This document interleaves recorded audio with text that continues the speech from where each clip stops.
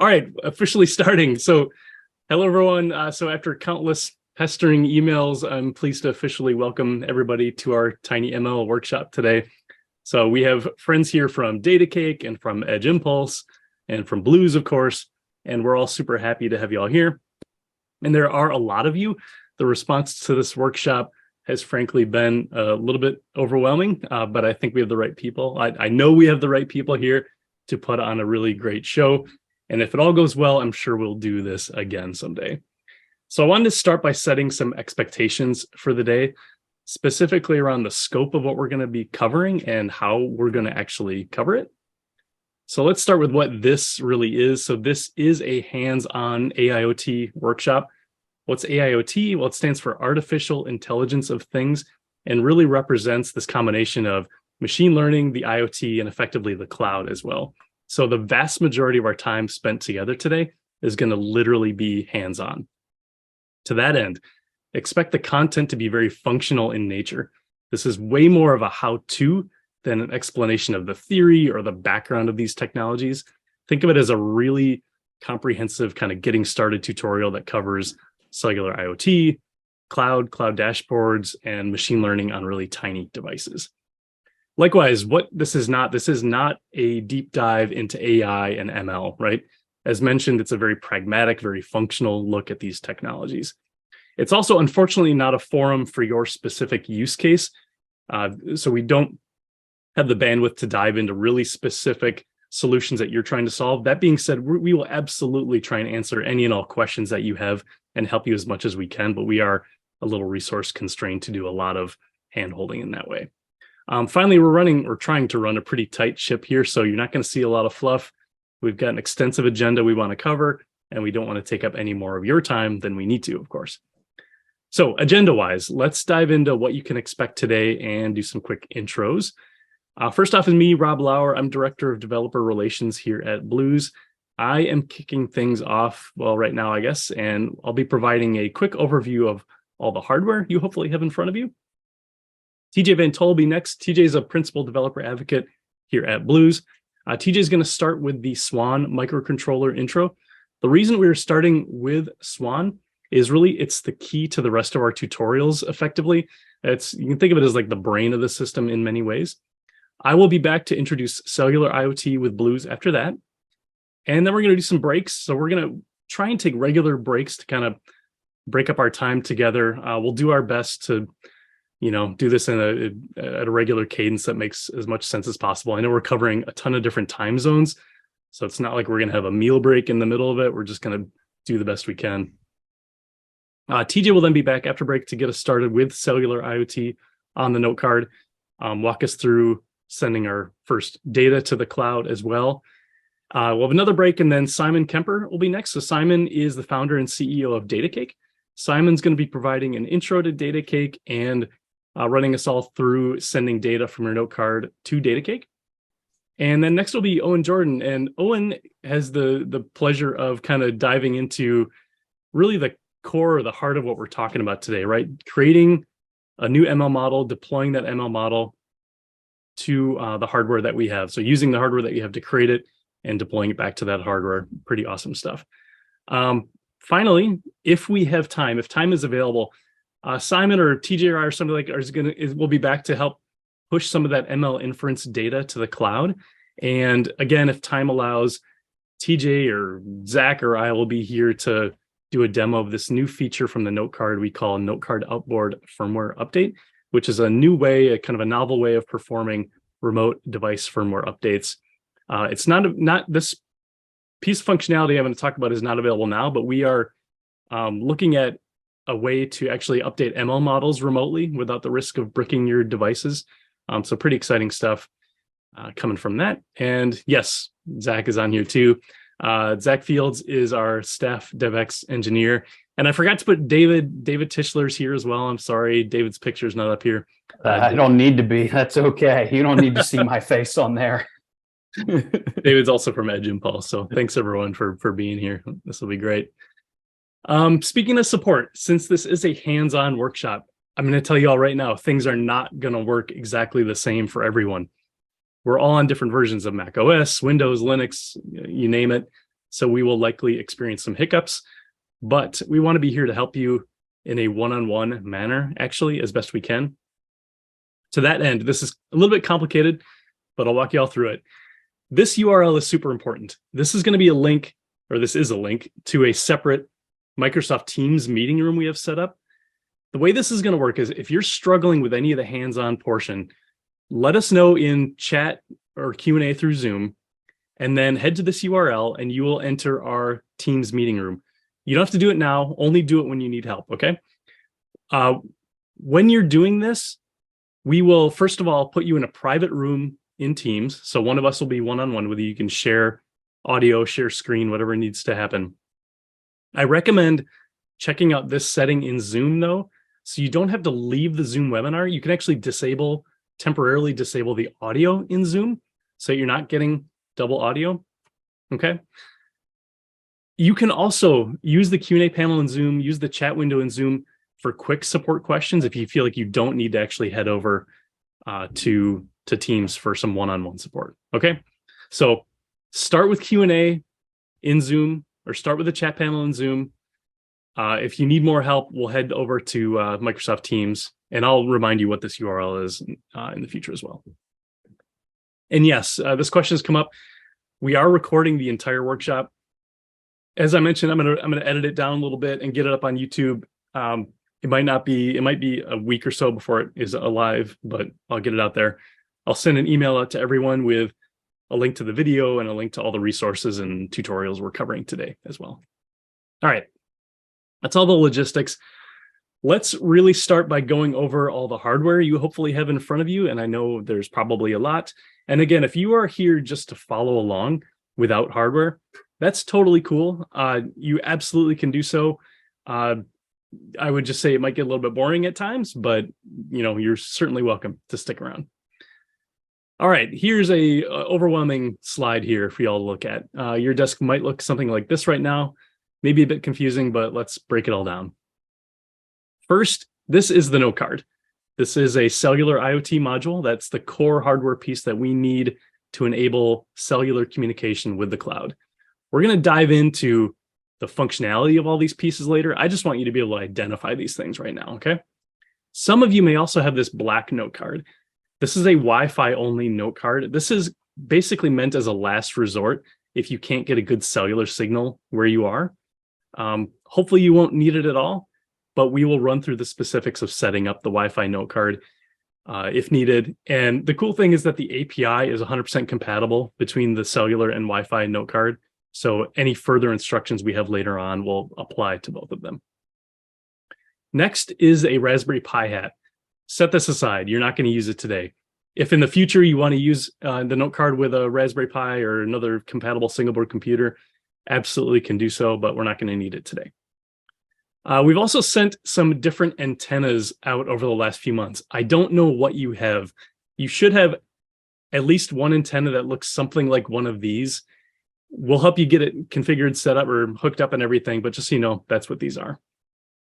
This is the Swan. This is the STM32 based microcontroller. This is what we're going to be programming today. Next to the Swan down here is the LIS3DH accelerometer. This is going to come in handy when we are creating our ML model a little while later. And this long cable here, excuse me, this is a quick cable. This lets you connect the accelerometer to your Swan using the, then you can communicate over the I2C protocol really easily. This big board here is the Note Carrier F. This is a carrier board, a development board that lets you connect the Notecard and Swan all together without having to manually wire anything, so super convenient. Finally, here's an example USB cable. You'll need this to communicate with the Swan and with the Notecard through the Note Carrier. Hopefully yours is not a charge-only cable. If it's an older micro USB cable, you might have that problem. Any of the newer ones should be fine. What's going to get confusing is that you can plug the micro USB end in to either the Swan or the Note Carrier. We will be very clear what to plug in when and where. All right. Let me go through this again really, really quickly. Cellular Notecard here, Wi-Fi Notecard here. Hopefully you won't need it. Raspberry Pi hat, set it aside. You've got an LTE antenna. which actually you don't need with the Wi-Fi Notecard, FYI.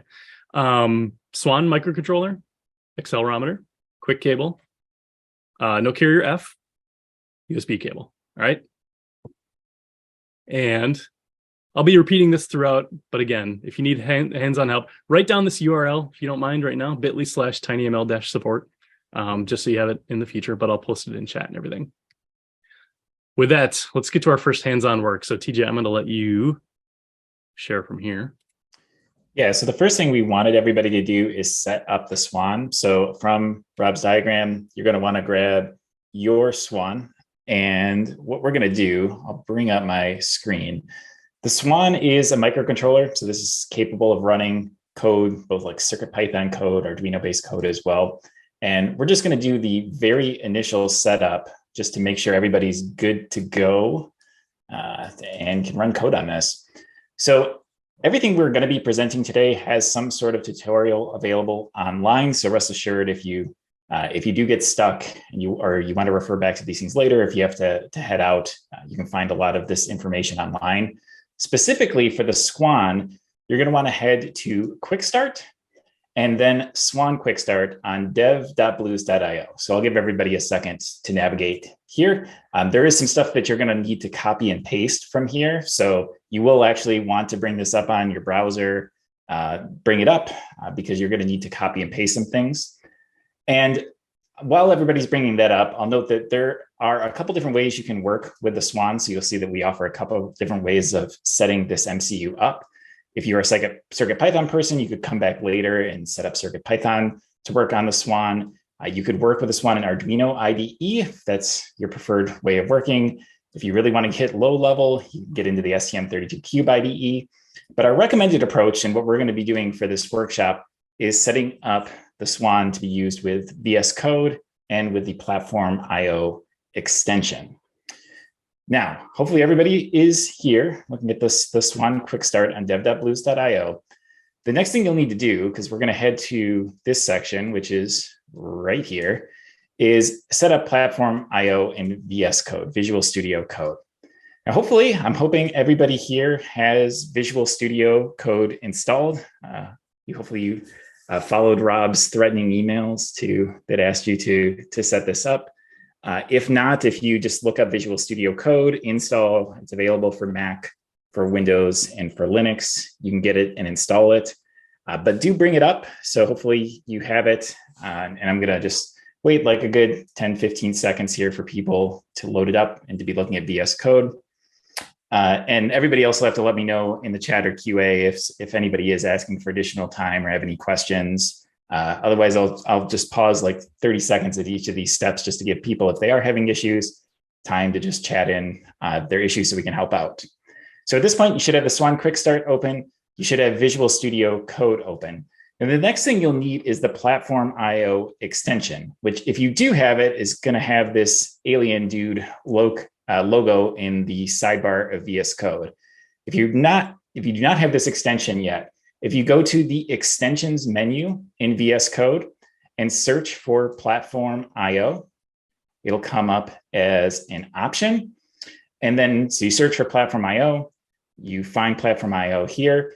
There's going to be an install button. I've already got it installed, so mine says uninstall. But if you don't have it yet, it'll say install here.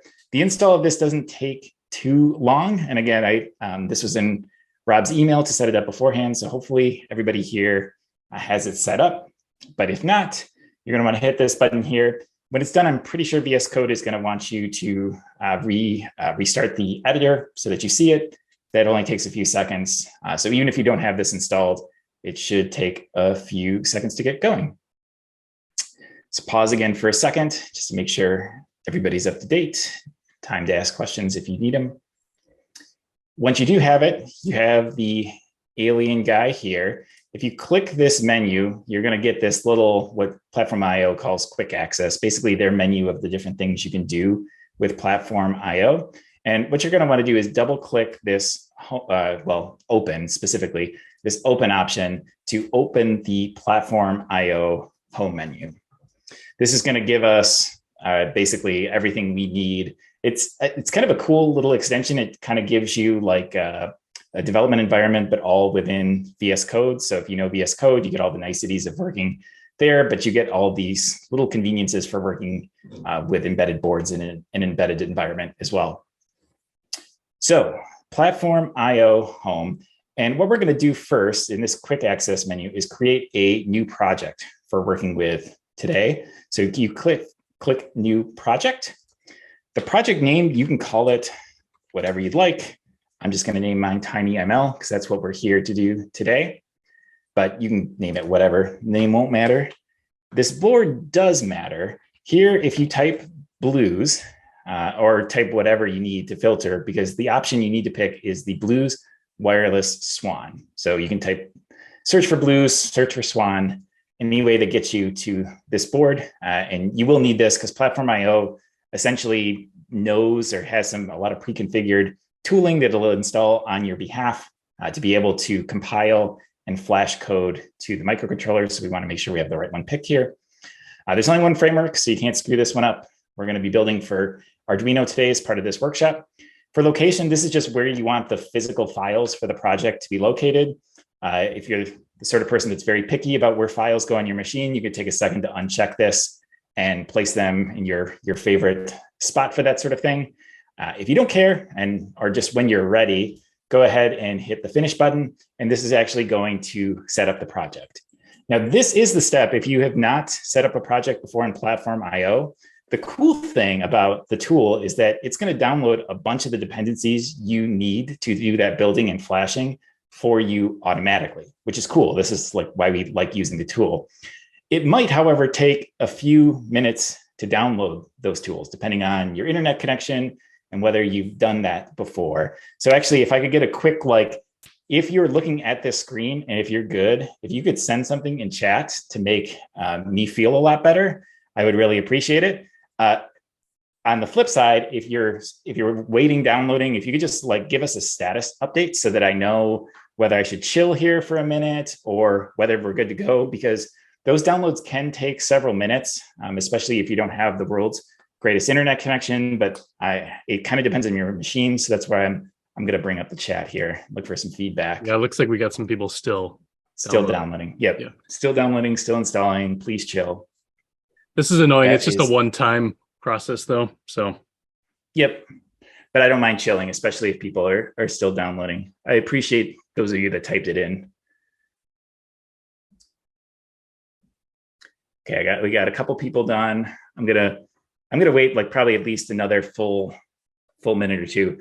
I will note that, like I said, everything is up on the web. So if you do get stuck just a little bit behind this, I am going to wait another minute or two for people to download and such. But if you do get stuck behind, basically what I'm going to be doing for the next 5-10 minutes is completing this tutorial. So if you do get behind or you're watching this later, these are the instructions you want to go through. You should have some time. Rob's going to show some slides after this. So if you want to multitask during that, if you don't quite get to the end of that, this is where you need to go. Yeah, we're purposefully doing I have some more. We don't have many slides today, but we're purposely doing the next set of slides after this so people can get caught up with the Swan getting started process anyway. You could just totally tune me out. Yeah, I see. Yeah, exactly. It asked for a restart of VS Code. Please, done loading. At this point, I'm going to give a chance. Anybody having issues still in, please wait. Okay, we got at least one. Anybody else? Again, what you should be seeing once everything worked is this screen here, this small project. I'll just explain a little bit of what we're seeing here, and then I'll head back to the chat to see where people are at. Now, what this is basically an Arduino project, but just in Platform IO's file structure. And there's a decent amount of stuff here, but there's really only two files that, for the most part, you need to care about in Platform IO. The first is this INI file, which is a configuration file. This is, a lot of languages have this sort of thing. For my JavaScript world, there's a package.json.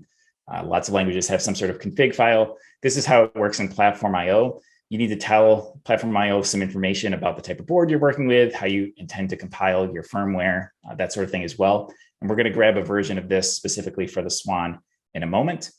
The second file that's relevant is this main.cpp file. If you've done Arduino-based development before, this is going to look familiar. Essentially, the core way Arduino works is there are two functions, both a setup and a loop function. The setup code runs once, the loop function loops. It's one of the real nice things about Arduino is it's pretty straightforward.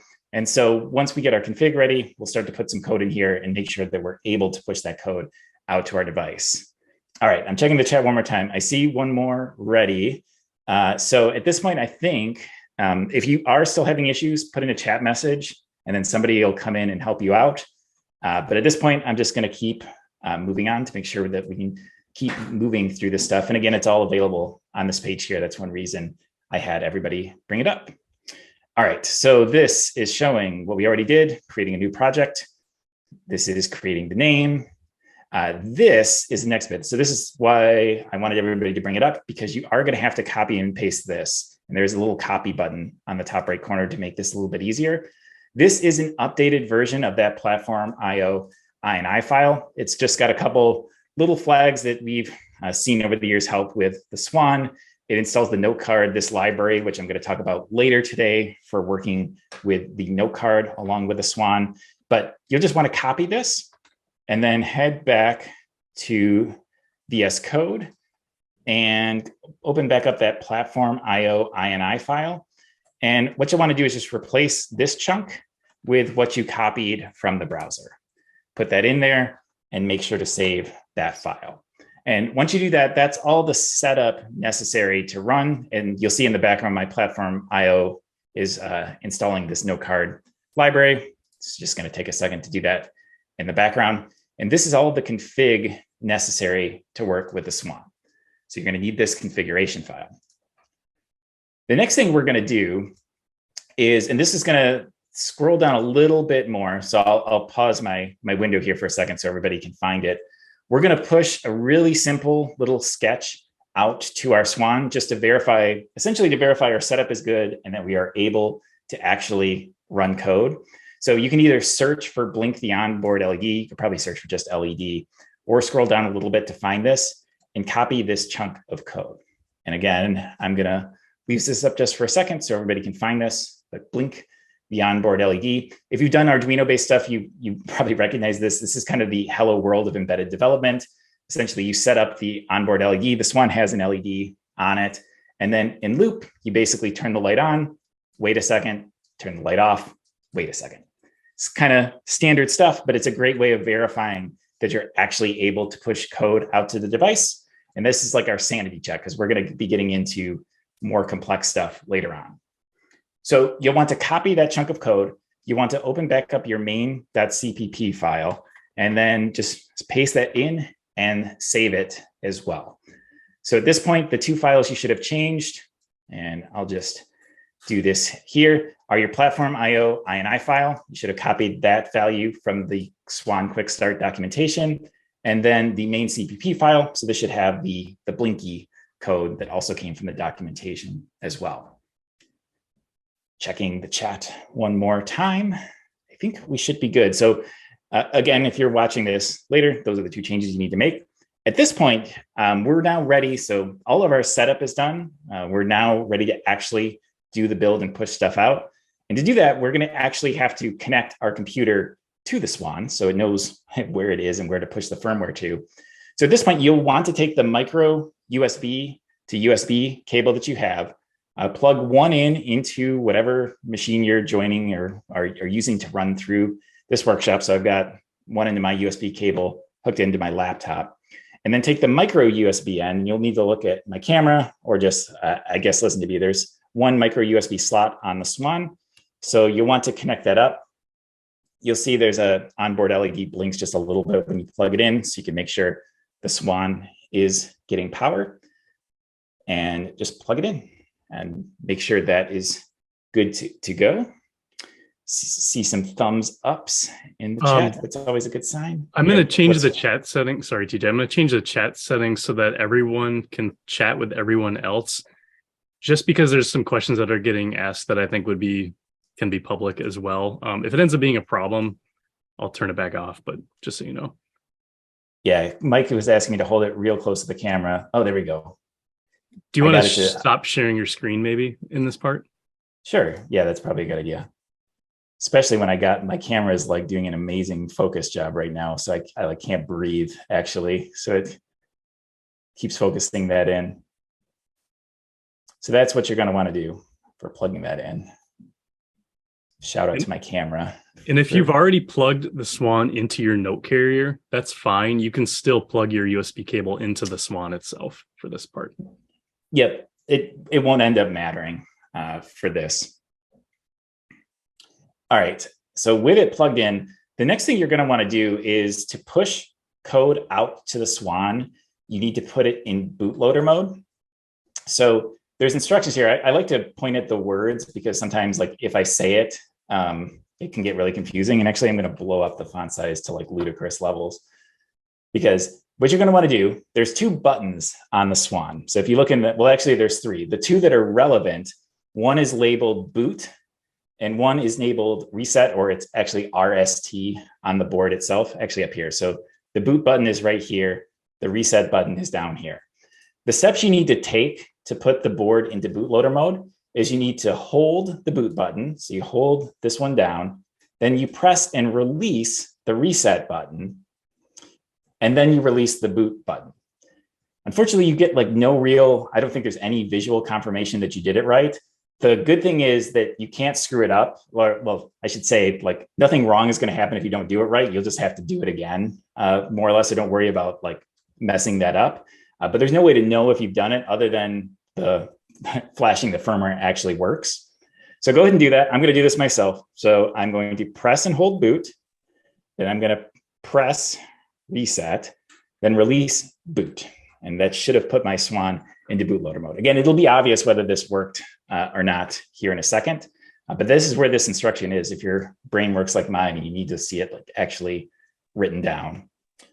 I thought a note that if you're really struggling with that step, your operating system will recognize it as a different, was it PID and UID? So it'll show up different from your, on your operating system. Especially if you're in Linux and that sort of stuff is easily accessible, right, Zach? All right, once it's in bootloader mode, what you're going to want to do is upload. Now, there's 2 different ways you can upload using Platform IO. There's this little arrow icon down in the toolbar. Platform IO puts this here. You can press this button, and this will both do a build of your code, this CPP file, as well as your libraries, and flash it out to your device. Or if you're a keyboard shortcut type of person, you can use the like VS Code. I don't remember what VS Code calls it, like their launcher menu, which is Control-Shift-P on Windows and Linux and Command-Shift-P on VS Code. And then you can see it was smart, it knew what I wanted. And you can type in Platform IO, or you can type in upload here. I like this because this is a step you're going to do a lot. So I kind of like knowing the keyboard shortcut to make it happen. And click upload. Hey, TJ, now would be a great time to go back to the docs because somebody just ran into the problem where the libUSB issue, which we have a warning about. Oh, the Linux issue. Windows yeah. probably. Oh, is it? So we've done this workshop in person before, and we've found some people on Windows. It's you just were on it. If you scroll down, yeah, this one.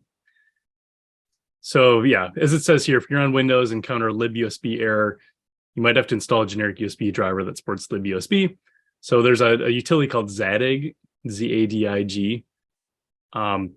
It's a little bit of a process, but it works great. Oh, on a Mac. On a Mac. We've seen this before. I think you probably just can brew install libUSB and go forward, but I imagine that's what you have to do. Yeah. We will pause for just a on second. Windows there. Like some We have a couple people. I'll just note that that was it for this section. So I am curious. So we'll circle back to libUSB, but if it did work for you, your sign, your confirmation that it works is that the LED is blinking on your Swan. And that's all we're trying to accomplish at the moment. We're just looking at how making it so that we can build and flash firmware out to your device. So Rob just put in a command into the chat that you can try for the Mac users that are running into that to try to install libUSB. And Simon dropped in a link that if you have Homebrew installed. What are the other ones, like Mac ports? Mac ports. We're definitely going to pause for a minute for the people that are running into this. If you are seeing a blinking LED, if you could put it in the chat, just so that it'd be good to know that this, for the people that this is working for. And if it is working for you, then we're probably going to take a few minutes here. So if you need to grab a coffee or a water or something as we try to get to the bottom of this, probably a good time to do that.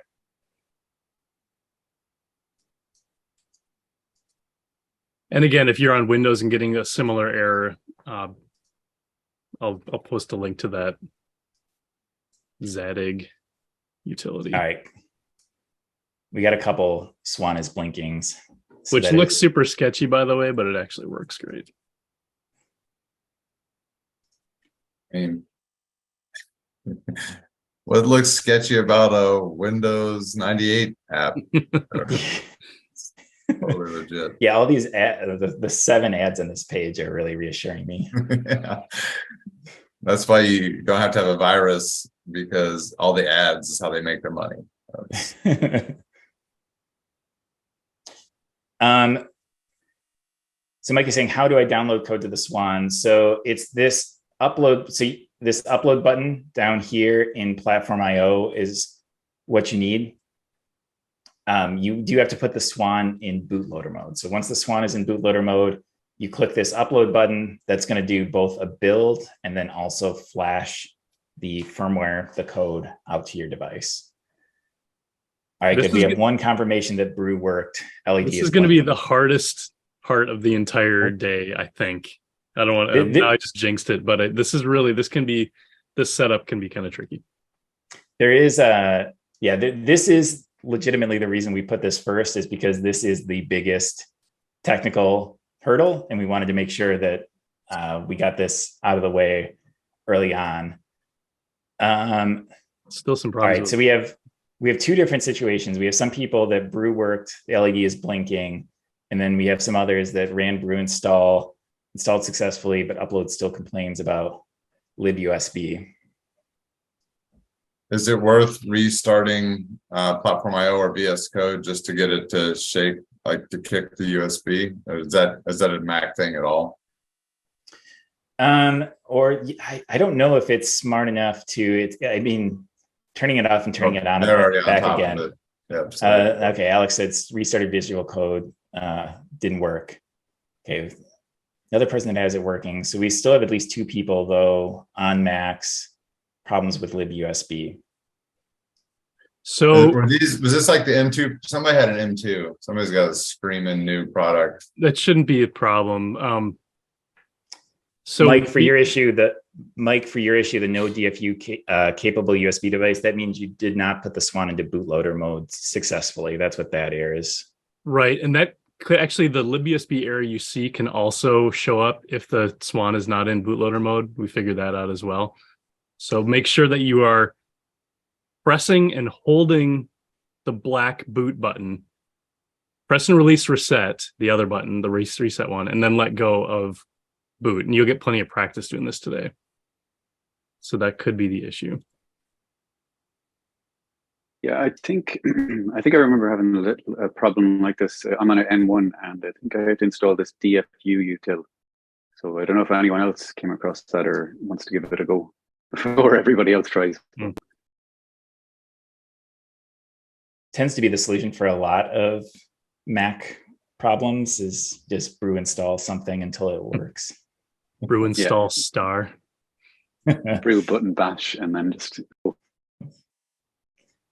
For those of you that are having problems, if you could try, Rob just dropped it in chat, brew install DFU -util, hoping that can fix it. Because I think the the issues we're having are, looks like just M1 or M2 max at this point. Okay, and Richard's installing Brew.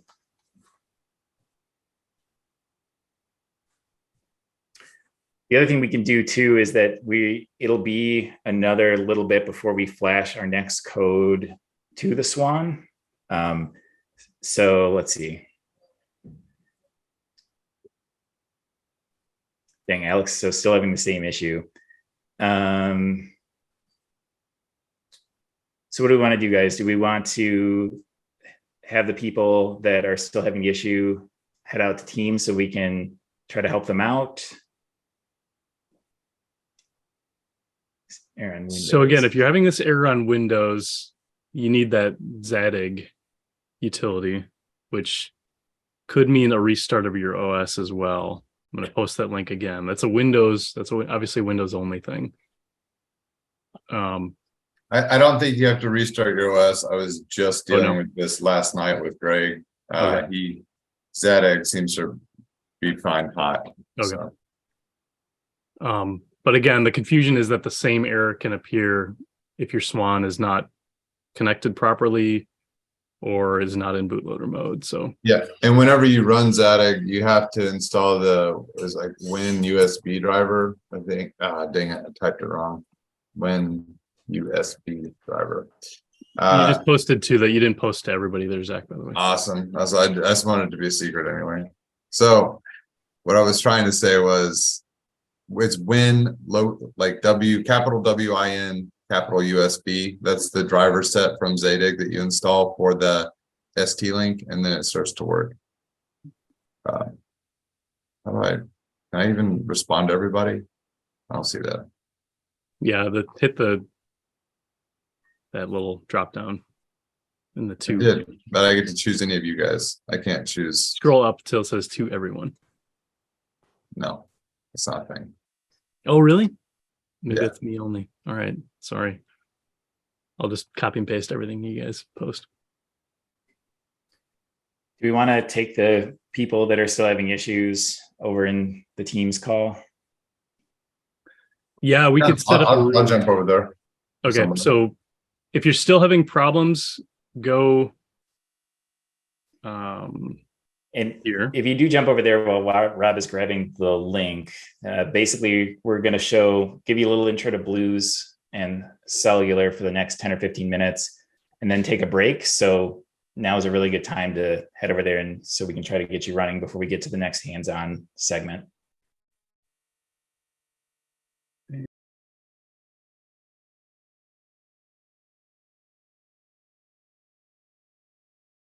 All right, good to go. Good.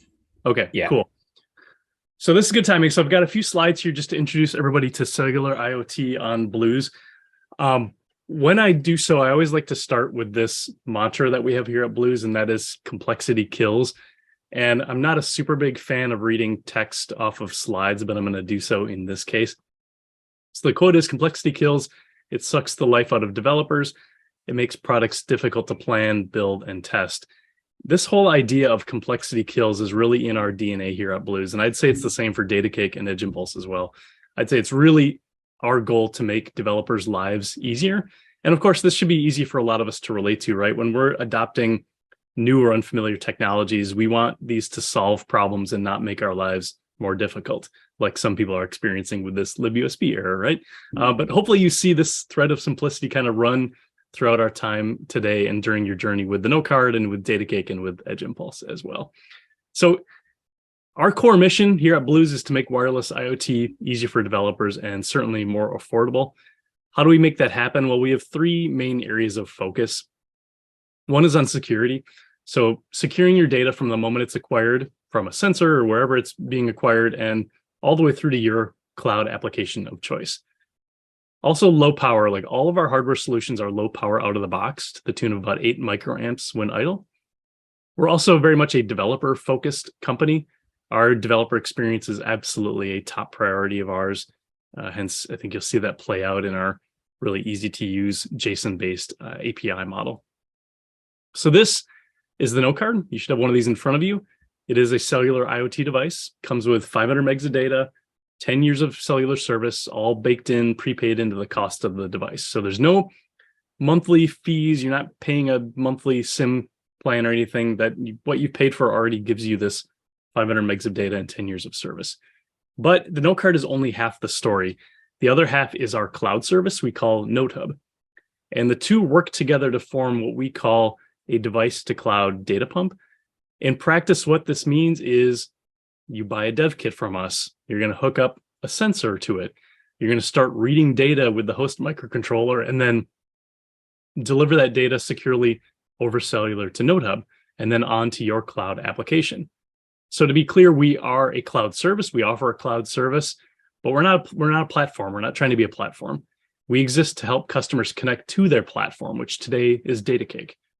So we're trying to solve this messy middle piece of connectivity so that customers can really easily and securely connect their devices to their cloud applications. Okay.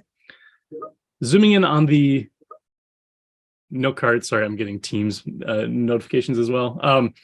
The Notecard is the core. Boy, I'm going to pause for 1 second because I need to turn off. I need to turn off Teams somehow. I need to mute Teams. Am I not muted? Just focus on your Mac. I am muted. Top bar. Oh, I think, yeah. Sorry, people are getting the double audio. So yeah, if you can hear me in Teams, you need to use that Zoom setting where you leave computer audio. All right, it's not me. Where was I? So the Notecard is core of what we provide. It's a low power system on module. As you can see, it measures a tiny 30 by 35 millimeters. There's both cellular and Wi-Fi variants of the Notecard. The cellular includes GPS as well. And as mentioned, I wish I could mute Teams. As mentioned, the cellular Notecard does come prepaid with 500 megs of data and 10 years of service. And you can top up Notecards with more data as needed. What's next? The API, the way you interact with the Notecard is all JSON. You'll see that today. There's no AT commands. Uh-oh. All right. I'm going to need to... You got to move somebody to a room. Yeah. Does nobody else have the capability of moving people? Maybe not. I'm in the wrong room. Let's see. Alex, you're in Teams twice. I'm going to assign you to the room. All right. Let's see. So yeah, no AT commands when managing the modem. And there's SDKs available for all popular languages, Python, Go, Arduino, C. There's community integrations available through Rust and .NET as well. And there's Notecard varieties that work globally using NB-IoT, LTE-M, and Cat1 standards. The ones you probably have are the wideband Notecards, which are the Cat1 Notecards. So again, everything is JSON in and JSON out with the Notecard API. As an example, if you want to get your Notecard's GPS location, you just call this API, the card.location API. And in the JSON response, you'll get the location. And the rest of the API is set up pretty darn similar to this. So that's what the Notecard brings to the table. Just as importantly, you should know what you don't need when you choose the Notecard. You're not bringing your own SIM or mobile plan, right? The Notecard comes with an embedded SIM and those 10 years of service. You're not issuing those AT commands manually. It's just JSON-based API calls. You're not rolling your own security either. The Notecard, on the Notecard itself, includes an ST-safe secure element, hardware crypto, hardware random number generator. The certificate is factory installed at chip manufacturer as well. Firmware updates, you can update Notecard and host firmware over the air, super slick. And of course, there's always some type of power management you're doing, but all the components on the Notecard are low power by default, as are the default configs in the Notecard firmware. And finally, as you'll see, securely sending your data to your cloud endpoint is pretty darn simple. So to make it easier to use your Notecard when you're prototyping, we provide these carrier boards that are called note carriers, and you're holding on to one of the black note carrier F today. So these are development boards that let you connect your Notecard and hook it up to virtually any solution you can dream up, really. Again, the note carrier F that you have includes a Feather compatible socket.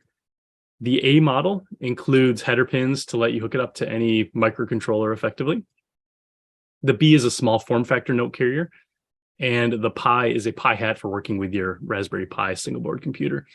I mention all this because SparkFun also has a note carrier. They recently released the Micromod cellular function board that fits in with their Micromod ecosystem, which is super slick. So again, in terms of completing this device to cloud story, we get to NoteHub. Again, NoteHub is our cloud service that receives data. It's really important to know it receives data as a proxy from Notecard, which is what allows the Notecard to just work when you turn it on. So the Notecard does not get a public IP address. It needs a cloud-based proxy to function. You can manage fleets of devices in NoteHub. Again, manage firmware updates. Notecard and NoteHub are all about security. And it's important to know, like, again, I mentioned the proxy thing. Like, this means that the Notecard connects to NoteHub off the public internet through private VPN tunnels as well. And to kind of help visualize like where the Notecard and NoteHub are going to sit, and we're going to see this play out today. I've got a quick diagram to run you all through. So you're going to bring your microcontroller, which today is a Swan. You can bring your single board computer like the Pi. You can use your sensors. Today we have there's an onboard temperature sensor we can use on the Notecard, but we're also going to use an accelerometer. You can use your programming language. We're not dictating any of this stuff. You're going to dictate, or you are going to compose, not dictate, packets of JSON data that we call notes. And these notes are going to be queued. They're going to be stored on the Notecard. And then at a cadence that you specify, they are going to be securely linked with our cloud service, NoteHub, right? But we don't want your data to live on NoteHub, right? You want to get that to your cloud application. So NoteHub can securely route that data to your cloud app, which today will be Datacake. Now, it's important to note that communication with the Notecard is bidirectional. So you can start on your cloud app. You can send a JSON-based request to NoteHub using the NoteHub API. NoteHub will securely deliver that payload to a single note card, to a fleet of note cards, and then the note card will then deliver it back to the host. So you can see how you can really easily handle like remote control scenarios or remotely updating fleet variables, all that kind of stuff over cellular. Now, a good question to ask ourselves at this point is when the note card makes the most sense. Obviously, if you have a need for low bandwidth cellular, if Wi-Fi is not an option, if your solution is moving or in a remote setting, those are all obvious reasons. A good example is today, like if you have an ML application that's running in an edge computing scenario and you want those inferencing results to be delivered to the cloud immediately. Security, I've said security like 4 or 5 times so far. Cellular, especially on the Notecard, are extremely secure. And also that turnkey cloud integration is really nice because you're not necessarily coding anything to get your data to the cloud. Don't think of the Notecard as a Wi-Fi replacement, though. It's meant for relatively low bandwidth data transfers. You can upload larger payloads like images, but it's really meant for relatively small string-based or integer data. Also, don't expect super low latency. It can take, a second or two to get round-trip data sent. Also, if you do anything around video, like Notecard is not appropriate for that right now. It's not a high bandwidth device. And I think that's all my slides. I think my next one is, TJ's face again. So let's pause there for a moment. And now that I'm coming back to reality to see if we have any results from the libUSB issue by any chance. Well, I think on the agenda, we had a break here. So maybe we could set a pause. What time do we want to kick back? Like 15 after maybe? Yeah, we'll plan on 15 after. So exactly 18 minutes from now, we will start things back up and hopefully Zach is having luck. Yeah, if you are still having issues, you can hop over to the Teams. We're going to pop over. And I'll be back on Teams now, so I can get people into the room where people are working through this issue. All right. 15 after, everybody. Back in 15.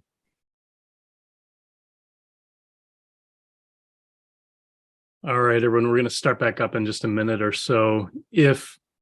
Again, I posted this in chat, and there is an active Teams meeting I stepped into for a second, and I think they're making some progress. This libUSB issue seems to be limited to M1 Max. The ideas that I found were apparently Platform IO needs a Rosetta installed. I don't know how anybody wouldn't have that installed, but maybe that's a thing on Mac. And the other suggestion was to download and install the STM32Cube IDE, which would be unfortunate because that is kind of a monolithic beast, but it's doable. So we'll do our research. And this was like 100% expected. Like that's why we built in some extra time. There's always, like I said, some weird issues that show up for people as we do this workshop with varying workstations. Rob, if you want, I'll go pick up a couple M1, M2 Macs just to put them through their paces for debugging these issues. So just let me know. Yep. Just max one out, get like a $10,000 one. Well, yeah. Well, various spec levels, right? I want to test everything. I think we should probably keep rolling along here with the note card side of things. As far as I can tell, there's still people in the room. Actually, maybe let's give them a couple more minutes. I assume people will disappear from the Teams list as they leave the room. You have somebody else installing STM32Cube solve the problem. Oh, okay. If you want to take a second to like hop over to the Teams and just let them know we're starting. Yeah, I'll do that. And then while you're doing that, I'll bring up the docs and sort of give an overview of what we're going to cover next. And then when Rob pops back, we'll actually kick in. So I'm going to I'll share my screen first of all. So now that we've got the Swan set up, the next bit we want to set up is working with the note card. So what we are going to do is go through the Notecard and note carrier quick start. So if you are on dev.blues.io, if you go to the quick start section and then the Notecard quick start, you'll find here. And this is a full tutorial that's going to walk us through setting up basically most of the rest of the hardware that we got, both the note card and the note carrier. We're going to look at how to start sending cellular data to the cloud and back down to the cloud to the device. And once we get that set up, we're going to, that'll segue nicely into when we start working with some dashboarding tools and then also some machine learning stuff as well. So Rob, how are we doing? You back in Zoom land or? Yeah, looks like they're still progressing. So I did mention that STM32Cube IDE solved the problem. So that's probably going to happen concurrently with what you're doing. Okay. Yeah, and I'll just remind people too that if you end up getting stuck on any of the sections, this is being recorded. You can watch it back on YouTube 1.5 speed and head through this. All the tutorials are online as well. All right, so what do you want to do? dev.blues.io, the quick start section, and then the note card quick start. You'll see that there are a number of different ways that you can go through this quick start. You might remember from Rob's slides that we have a number of different note carriers that you can use alongside the note card. So you can customize this tutorial to work with any of those note carriers. The one you have in front of you is the note carrier F. So from this dropdown, you'll want to select the note carrier F option. That'll customize some things in this tutorial. For the most part, it's the same for working with the note card. But there's a little section here that's going to show you how to hook everything up. So you can follow this screenshots if you'd like, but I'm also just going to switch over my camera so that I can also show you how to do this. So moving over my mic, this is my desk, and this is basically everything that came in all the hardware that came in the starter kit for assembling everything for today's webinar. Now, the first thing you're going to need to do is, if you haven't done this already, you'll see that the note carrier has a slot for the note card to slot into. So you're going to need to take a screwdriver and take this screw out. I'll do that off camera. You will have time if you need to go grab a Phillips screwdriver from around your house. You'll have a minute to do that. I'll be going through this rather slowly. I don't hook things up very fast, just in general. So take this screw out and the note card will slot in. The nice thing about the M2 edge connector, unlike like USB connections, there's only one way the thing goes in. So you can't, if it slots in, it slots in. You can't screw that up. And then you want to take that screw and secure the note card in there. This will take a second because I have shaky hands, but I'll get that in there. This will give people that need to grab a screwdriver too a second to get caught up. When you do have it, the next thing when you do have the screw secured, the next thing you'll want to do is grab the antenna that you have. So there's a couple different antennas that you might have gotten alongside your starter kit, depending on when you bought it. If you have a Pulse one like mine, you'll see that the which antenna is which is nicely labeled. There's a GPS one on the side and an LTE one here.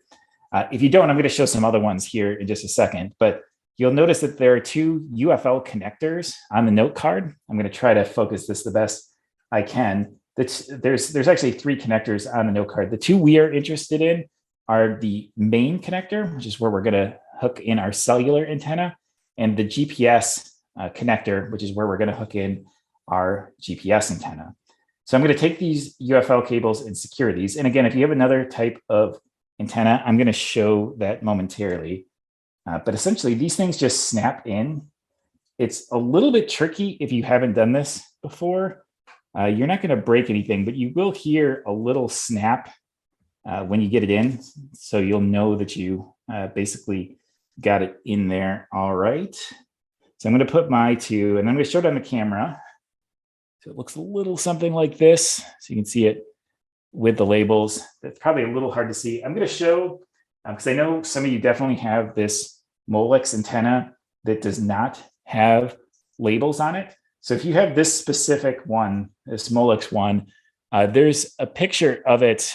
Actually, I think the one on the docs doesn't have this specific one, but this Molex one without any labels, the one on the antenna on the left is the cellular antenna. So that's going to go into the main socket on the note card.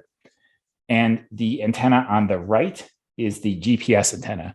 So that is going to go into the GPS socket. I think I need to hold it a little bit lower, set this down, and just let that focus in the best I can. I think, Rob, isn't there a way to pin my video? I think I can, I can do this to make it a little bit bigger. Hopefully that resolution is in there, right? So people can see it.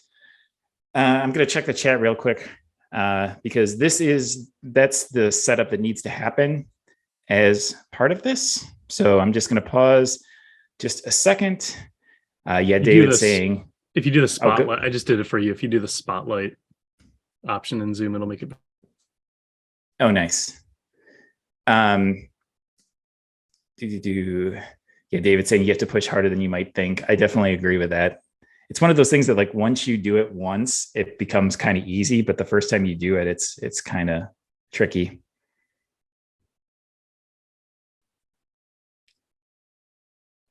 Anybody having any issues? Everybody Somebody good? mentioned the picture in the guide is probably wrong. I don't think it is. In fact, I mean, because I'm the one who took that picture. But it's confusing because in the guide, I think the cables are reversed. They wrap around each other, whereas TJ is showing it going the other way. Maybe that's part of the confusion too. The unlabeled antennas are maddening. Yeah, I know we're switching away from the unlabeled ones, but we had them for a while. So apologies if you don't have one with labels. All right, I don't see any other questions. All right, so that's the entirety of the setup for now. That's what you need to get started. So I'm gonna, Rob, can you like unpin me, and then I'll switch my cameras over and go back to sharing my screen. So there's my screen, and then for the video, I'll go back to seeing me. Now on the on your note carrier, you'll notice there is slots for a number of different things. So there's these feather compatible header sockets. So later on, we're going to attach the Swan into there, but not quite yet. If you already have it in there, it's not going to hurt anything. There's also slots on the sides for LiPo batteries, for solar through JST as well that you can use. We won't be using those today, but just pointing those out as an FYI. But the one we are interested in at the moment is there is a micro USB slot on the note carrier. And so you're going to want to connect. So take your USB cord that we were using earlier, the one that you're using from the Swan. You can unplug the Swan, and then you're going to want to plug in the note carrier. So for me, that is through here. When you do it, you'll see a few blinking lights on the note card. That's your sign that things work successfully and that you have made that connection. And that is all the hardware set up. Once you have the note card inserted, once you have the note carrier plugged in, you're basically ready to complete the rest of this tutorial. And what's cool about this tutorial is that you can actually, the reason we're having you connect through USB is in the browser. And I should mention too that you're going to want to open this in a Chromium-based browser like Google Chrome or Microsoft Edge, because this tutorial is using the Web Serial API, which is only available in Chromium-based browsers. And what it's going to allow you to do is, if in this pane, you click this USB note card button, you can connect to the note card directly in your web browser. So if you successfully hooked up your note carrier through a USB, micro USB cable to your computer you're using to run this, you should see an option pop up in the browser. You can go ahead and make that connection, and that establishes a web serial link from the browser to your device so that you can interact with the note card directly here, which is kind of cool. Everybody good with that? I'm gonna check back in on the chat. Again, if you are having any issues, either the chat or the Q&A is a good first place to mention something, because I'm going to try to pause, a good 15, 20 seconds after every step just to make sure if I'm losing anybody, everybody has a chance to reach out and say something. Not seeing anything, so I'm going to move on. So at this point, you've got this terminal for working with the note card. Okay, I also like when people say that it worked too. It just makes me feel better. I'm not talking into the void. So thank you, Arturo, for mentioning that it works. So I have this terminal. I can interact with the note card. If you scroll down this tutorial, or you can just do a search for this validate serial connection, you can see the first command that we're going to have you write or run, this card.version request. And what you can do in our docs is you can hit this try link and use that to basically move the command we're going to run over here into the terminal. And if you run this, so you can go ahead and do that and hit enter, that actually sends that command to the note card. In this case, this request card.version returns some metadata about your note card. So you're going to get back version information, what firmware version you're running, what's the device's name, and whatnot back. But I do want to pause for a second and discuss a couple of different things and what is happening here. You might have remembered from Rob's slides that the API for the note card is entirely JSON-based. So you're not sending some really bizarre syntax. You're just sending straightforward in card.version in JSON format, a request of card.version, so JSON in, and the note card spits JSON back out. In this case, all this data that comes back is coming back in JSON format. There are a number of different ways that you can send these commands to the note card. So we'd like to recommend people start here, start in the browser, and that's what we're doing today. But you can also send all of these commands through the note card CLI, which is available for Windows, for Mac OS, and for Linux. And you can also use one of our firmware libraries for sending these commands as well. And you'll see in the next tutorial we're going to run, we're going to look at how to use the note card Arduino library to send these commands. We're going to start in the browser to keep things rather simple. All right, so that is card.version. If you scroll down, the next step, so now that we have our note card and we're able to communicate with it, we're going to want to do something a little bit more interesting. And more specifically, we want to look at how to send data to and from the note card. And to do that, you will need to set up our cloud backend for working with the note card, NoteHub. So NoteHub, and you'll see there's a link here, or it's just notehub.io. So if you don't already have an account for NoteHub, this is one of the steps that Rob sent out via email. When you first go here, you will have to create an account. The account's totally free. You don't have to pay anything. but you do have to give us email and password to register for an account. So if you haven't done that, I'm just gonna give like 30 seconds, a minute. I'm hoping most people have this step done, as Rob had asked you to do it beforehand. But if not, I'm gonna pause just a second to let people to do that. And then once we do, we're gonna look at how to take the note card and associate it with one of these NoteHub projects so that we can start pushing data up. Anything coming in through chat or Q&A, Rob? Any Nope, questions so far so or good. concerns? So far, so good. All right. If you do need more time on one of these steps, I rely on your feedback. So please do say like, hey, I need a minute. I need to finish creating this. Otherwise, I'm just going to keep moving on. I'm not seeing anything. So when you are on NoteHub, once you have an account, you'll be taken to this main screen where you can see all the projects that you've created. We're going to create a new one for today. So go ahead and click this Create Project button. Here you want to give the project a name. I'm going to call mine TinyML. You can name yours whatever you'd like, whatever you have on your mind. You can leave the rest of the information blank. Just keep it simple for now. We'll just give this thing a name and go ahead and create the project. So a NoteHub project, which is what we're in now, basically gives you a logical way to group any devices that you have, and also events, which is basically the flow of data coming in from your devices. To make the actual association between the physical hardware that's now sitting on your desk and the NoteHub, the cloud backend, you need this identifier, this what we call a product UID. This is going to be the identifier for your NoteHub project. So you're going to want to copy it. So handy little button there that lets you do it and get this on your clipboard. And once you have this on your clipboard, which again, you can get through this button, you're going to want to head back to the quick start. And you'll see if you scroll down, and I'll pause when I get there a second, see there's where it's asking you to copy. You want to come down to this next command. It's under the Setup Note Card heading, which is the hub.set command. This is the command that's actually going to associate your physical note card with that cloud backend. You're going to once again want to hit this try button to just take this command, copy it over to the in-browser terminal over here. And then the one step you will want to do is you'll want to replace the product that gets spit out there with the one that you just copied to your clipboard from the project that you just created over here in NoteHub. So for me, I pasted in my com.blues.tbantol, TinyML. I'm going to hit enter to send that command over to the note card.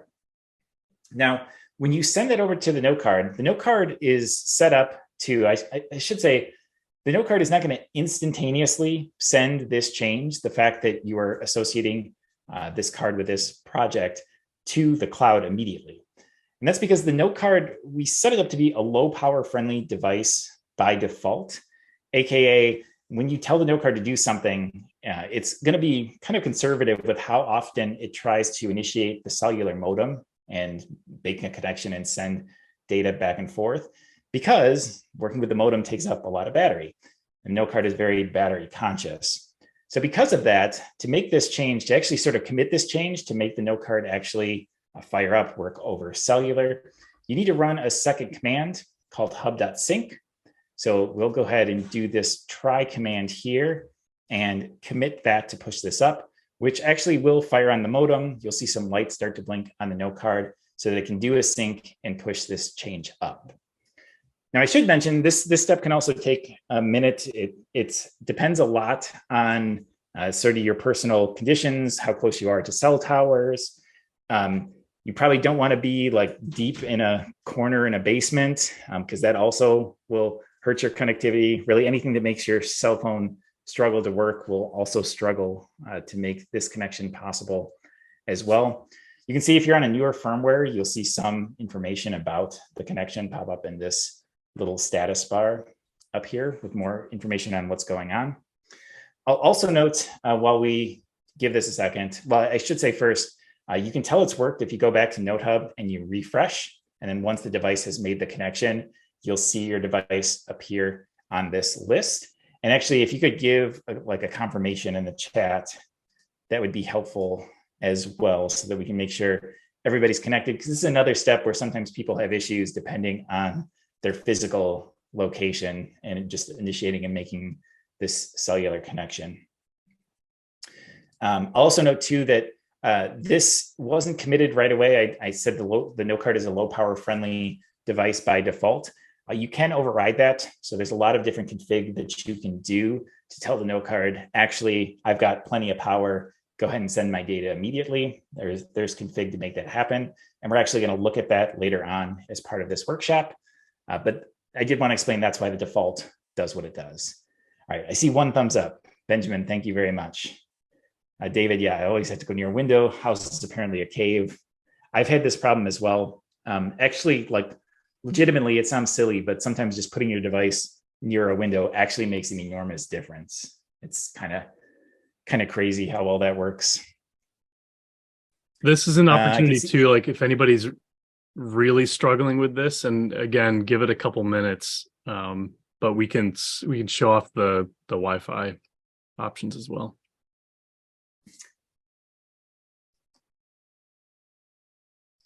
Interesting. I see the device in my project devices, but I didn't get the empty JSON after the request yet. I wonder if maybe if it's, I don't know, maybe it's not showing, or you need to scroll down or something. That's a little bit weird.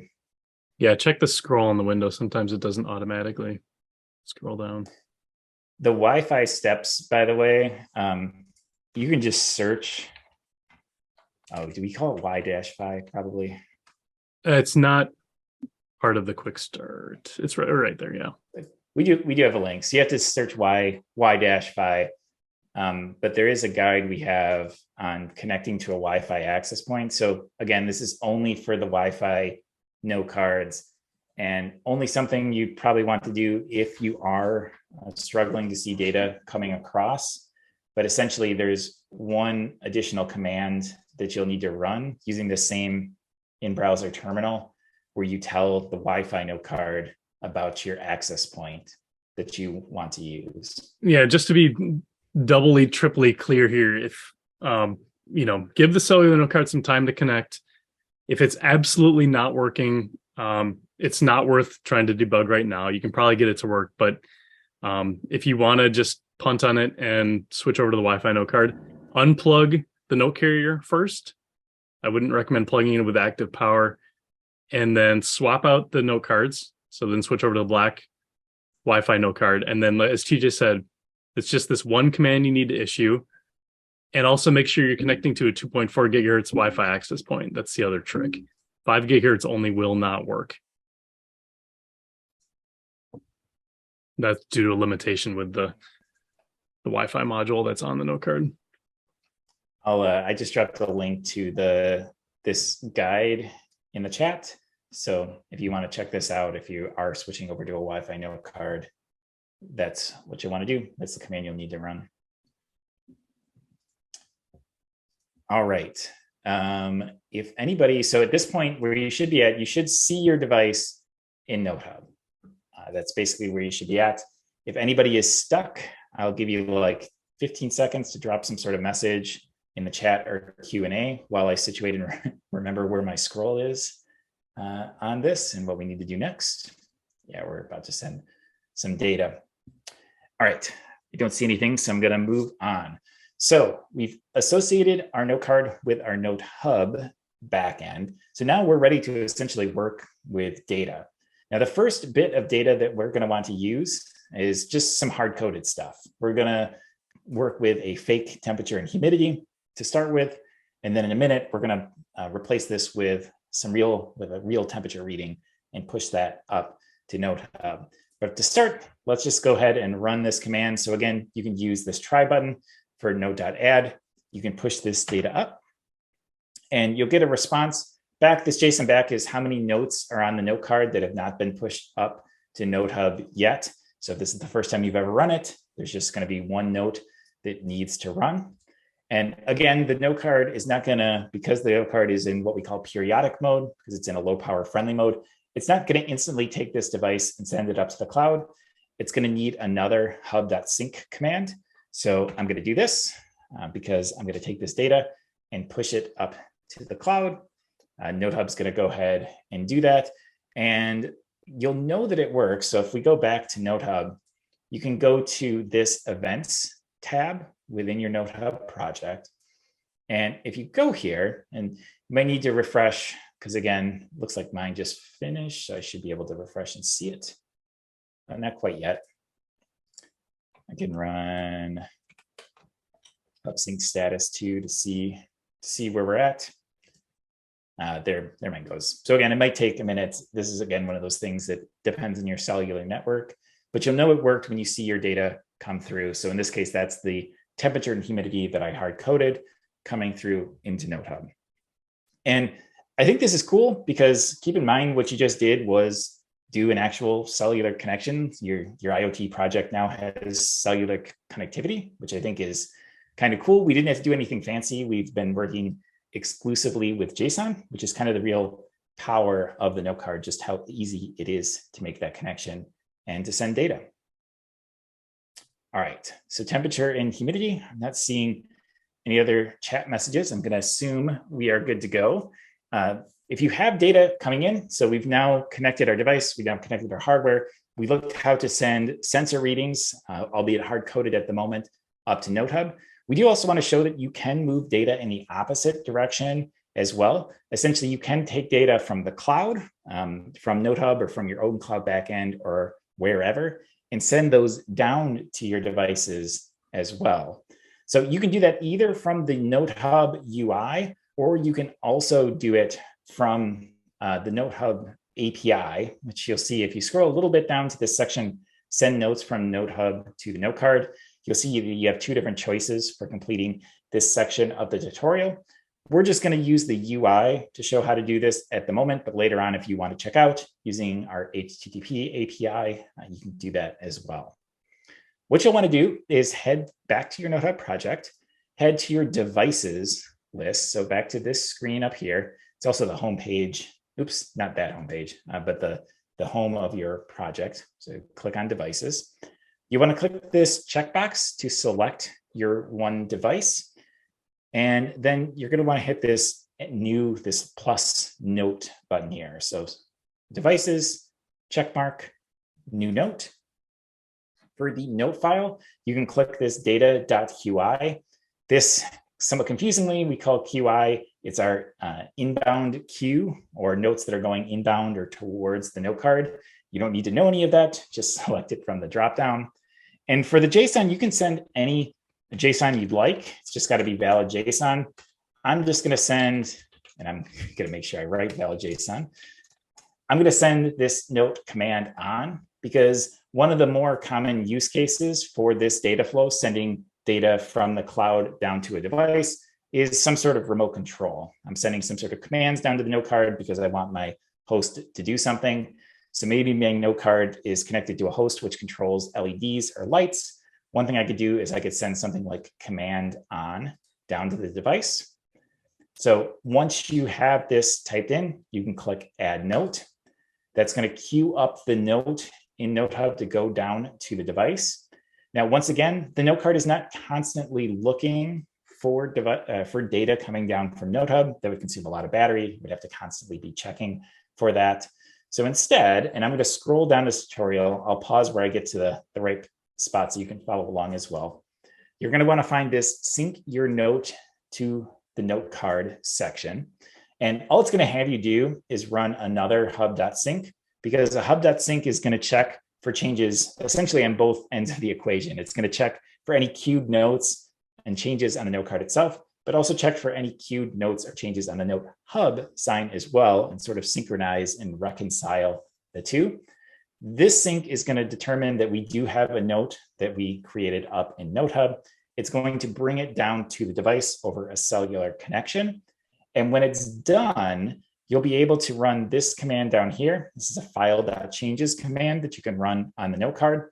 You can tell it what files you're interested in. So data.qi, that's what we picked from the dropdown in NoteHub. You can run this command.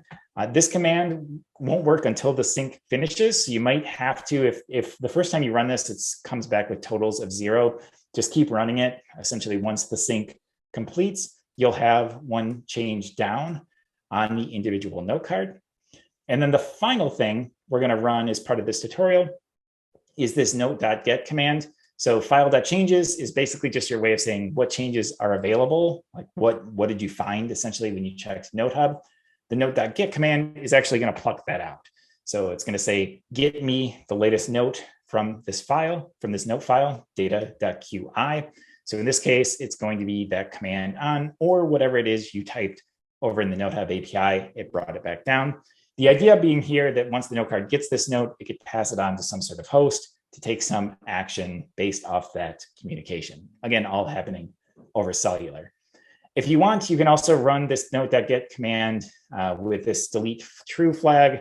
This just deletes it. So by default, this note.get doesn't actually delete the note. If you want to keep things clean on your note card, you could run that one final command to clean it up so your note file is empty and you're still at a blank slate for the next section that we're going to go to. All right, and for that is the quick start with the note card. That's the basics of sending data over cellular bidirectionally, both local data that you're picking up, sensor data, whatever the case may be, up to the cloud, and changes that you're sending back down, whether it's like config changes, commands, or the whatnot as well.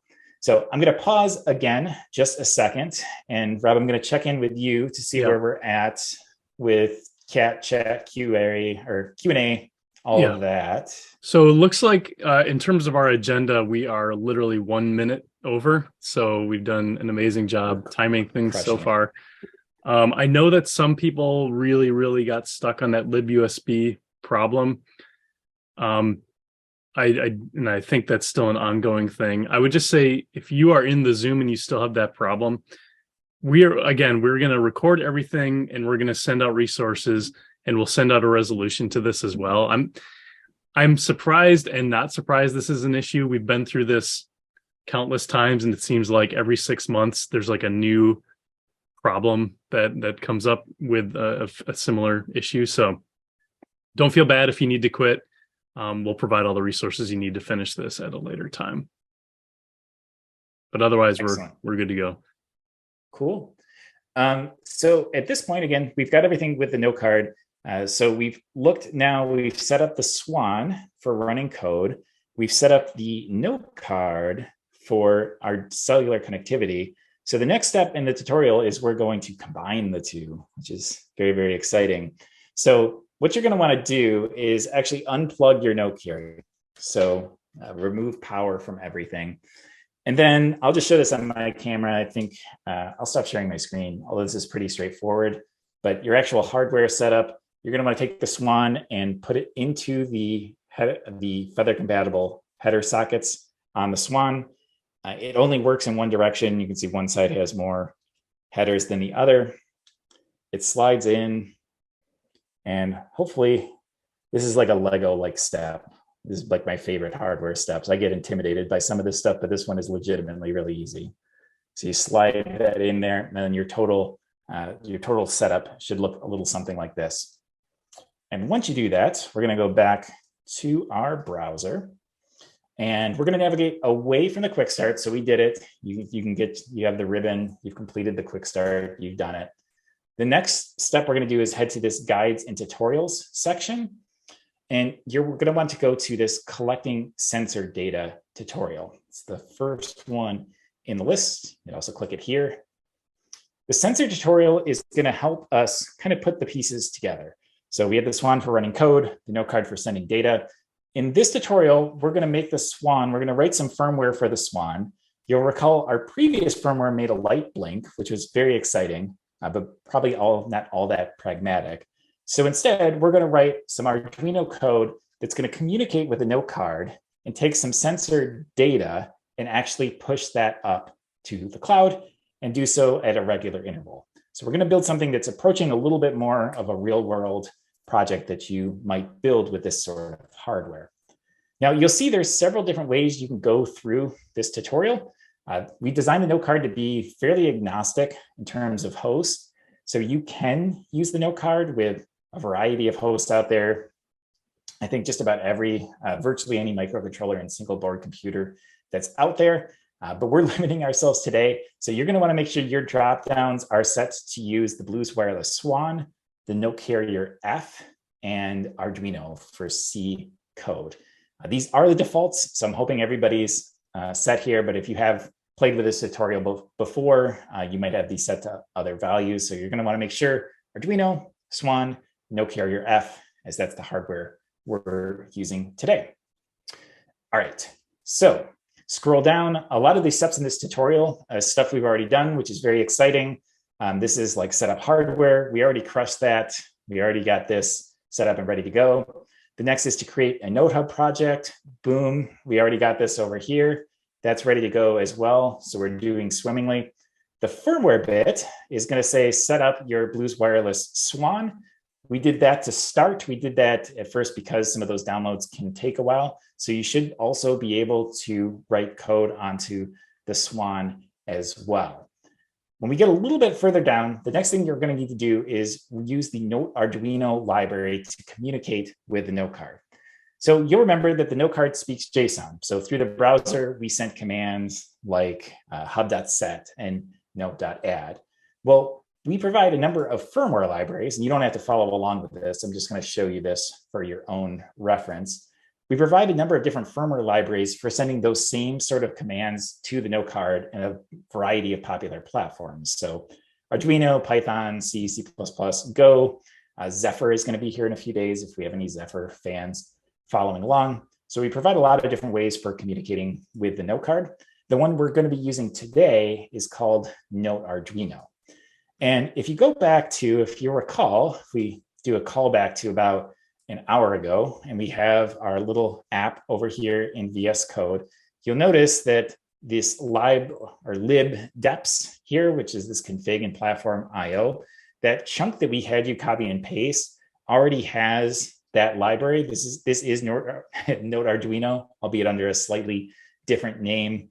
This is how it is installed. So actually this step is also already done because our project here is already set up with the Note Arduino library. It has everything we need for calling that library to communicate with the Notecard. So that step is done as well. The first action that we're going to need to take that is new is this include for the Notecard. So I'm going to give everybody a second. You're going to want to scroll down to this part because this is, again, there's some copying and pasting involved here. You can close this terminal. And what you're probably going to want to set up is something like what I'm doing here, where you're going to see the tutorial over here, because we're going to be copying and pasting some steps from here as we follow along. And then your code, your main.cpp file in VS Code over here. So we're going to be walking through this here together. And actually, the first thing you can do, as much as we like to blink lights, we are now complete with the light blinking section of this tutorial. So you can empty out your setup and loop functions. You might as well just clean slate. We're going to start working with sensor data instead of LEDs at this point. All right, so this is some copying and pasting. I'm going to explain what each line of code here does. And you can also just see from this list where you need to put the different pieces. The first thing you need to do is include. This is just the C syntax necessary to include or import or whatever you call it a library. So this is just a reference to the main file from our Note Arduino library that we need to include. So you're going to want to paste that on the top. The next step here is a define for our serial interface. So we're going to get some logs out of Notecard, which is going to help in case we need to debug anything or see what's going wrong. We can use serial, which is this Arduino concept that's going to let us get some logs. We're going to need a product UID, our product identifier. I'm going to paste this underneath our serial interface. And then you might be able to guess this is not our product UID. So you're going to want to go back into NoteHub. And after, unfortunately, the product UID is no longer on the home page. But if you go to the settings menu, I'm going to hold it here for a second for people that need to check this out. Settings menu in NoteHub. In settings, your product UID is down here. So NoteHub project, settings menu on the left, your product UID is here. If you need to grab it and copy it and paste, maybe you're really, really good, your memory is excellent and you've got this by heart and you're going to type it in. If so, that's great for you. If you're like me, I always want to copy and paste these things. Going to want to put that in here for your identifier. If I go back to the tutorial, so I've now got my serial defined, got my product UID defined. I'm going to get a reference to the note card. So this is a interface or just a class that's available in the Node Arduino library that represents a note card. So we're going to initialize it here. Next, we're going to grab these lines of code to put in setup. This is just going to set up our Siri's interested in this. This is just going to set up our serial log, give it a baud rate so it knows where to spit the logs out to. Next, we're going to do the actual initialization of the note card. So this is going to perform the I2C connection to the note card. There's no wiring required here. That's one of the nice things about using a note carrier. Basically, the Swan knows how to talk to the note card over I2C just by virtue of a note carrier, so you don't have to wire anything up. That's all done magically for you. And this note card begin is what actually does that communication. So this is basically let the Swan talk to the note card, more or less. We're going to set up our debug output stream. So again, if we need logs from the note card itself, the note card knows where to send them. And then this last chunk of code is going to look familiar. We're going to put this right underneath here, this hubs.set command. Remember from earlier, this is the exact same thing we did in the browser, but now we're going to do it in our actual firmware. So we're not just manually running commands from the browser. We can communicate with a note card in an actual Arduino program. And for hub.set, I need to pass a product. So this is going to point at that constant up there. And this time I'm going to set a mode. So when I said earlier, the note card by default is in periodic mode, which is our low power friendly mode. For this demo, though, we're going to set it to continuous, essentially, so that we see data right away. For demo purposes, we don't want to wait, run a hub.sync. We just want to see data right away. We're going to have a USB connection, so we are good to go.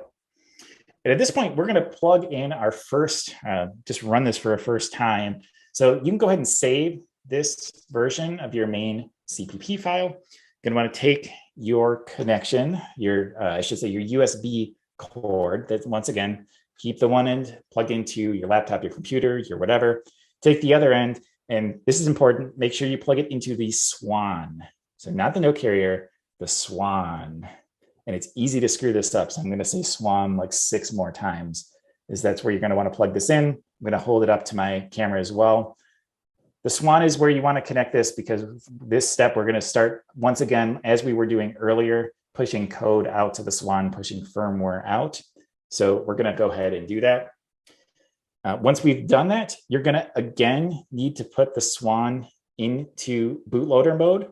So if you'll remember, that is holding down the boot button, press and release reset, then release boot. And again, if you screw that up, it'll be pretty easy because you'll get some sort of error that indicates that for you. And once again, then you can hit the upload button, or you can use Command or Control Shift P to bring up the Visual Studio Code sort of launcher interface and actually upload this code to your Swan.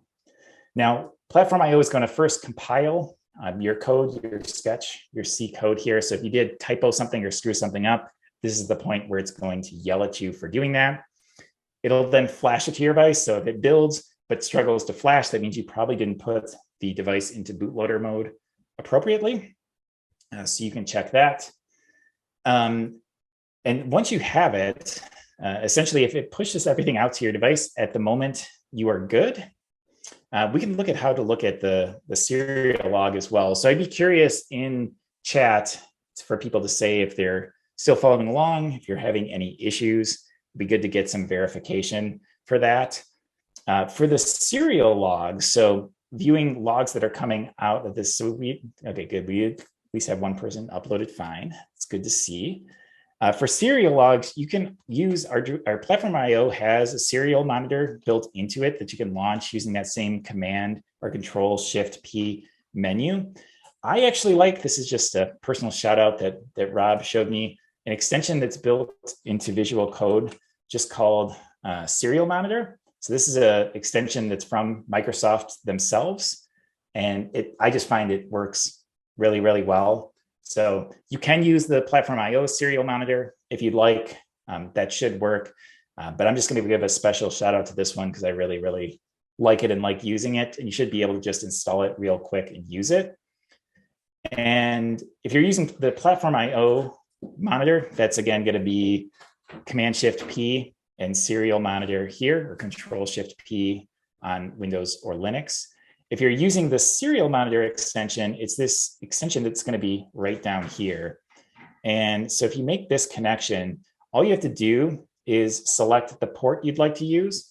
So in this case, the port is going to be, usually it's called, it's different on different OSs. So hopefully it's obvious which one is your Swan. At least for me on Mac, it looks like this.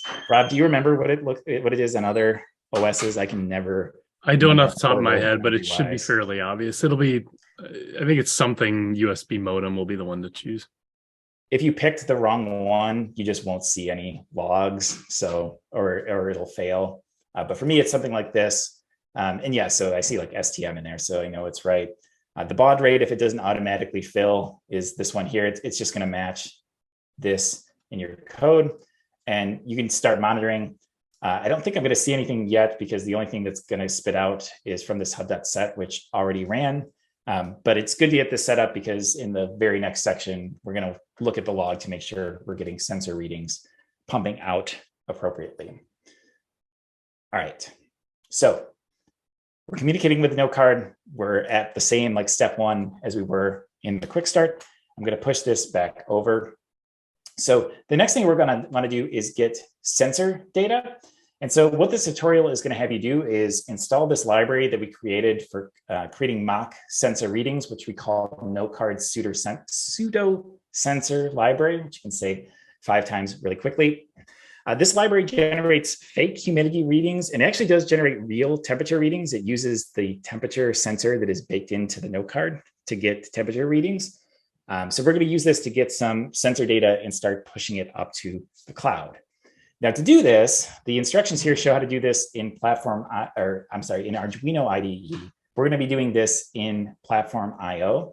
And the way you do that is if you go to the Platform IO menu, so you're going to want to click our friendly alien. You're going to want to go to libraries, which is this link over here. So alien, libraries. You're going to want to search for Notecard and click the magnifying glass. So this is how you could install a Notecard if we didn't pre-put it in your platform INI file. But if you scroll down, you can find the pseudo sensor library listed right below it.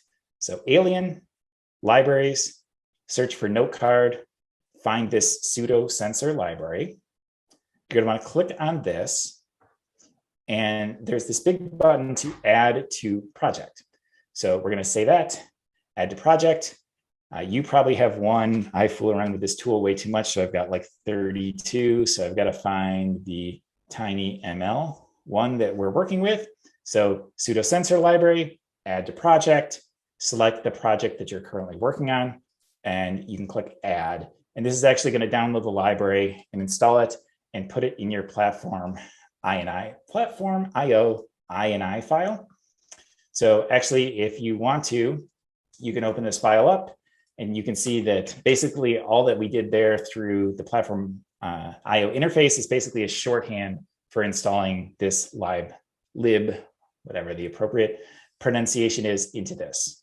So again, Platform IO, I'm going to say this one last time, then I'm going to move on. Platform IO, libraries, you're going to search for Notecard pseudo library, add it to your project, and it will pop up in this list. Or Rob pasted it in chat. Yeah. I could have just had Rob do that earlier. But if you want to grab it from chat, you can also just pass it straight into your INI file.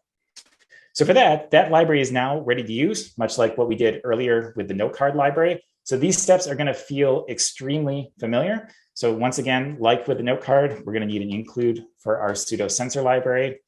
We're going to need this namespace. The pseudo sensor depends on this namespace. I'm going to grab this and paste it under my includes. So using namespace blues, I'm going to initialize a Notecard pseudo sensor, and I'm going to paste that directly under the Notecard. So again, you see we're treating these two pretty similarly here. And then in our loop function, we're going to grab that temperature and humidity reading, and we're going to spit it out to the serial log. So you're going to want to take this last chunk of code and place it into your loop folder. Zach, somebody has asked me in chat what using namespace blues does. Can you give like the 20-second explanation of that and not the like 2-hour? Oh yeah, no, I got all this time. I'm going to take it. Not kidding.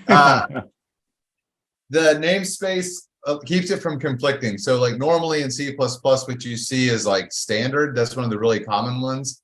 But this way, if you had a different implementation and they sat side by side, you could you would say like the blues : Notecard pseudo sensor, in case there were some other, like, you know, your name here. Yeah, see, that would work.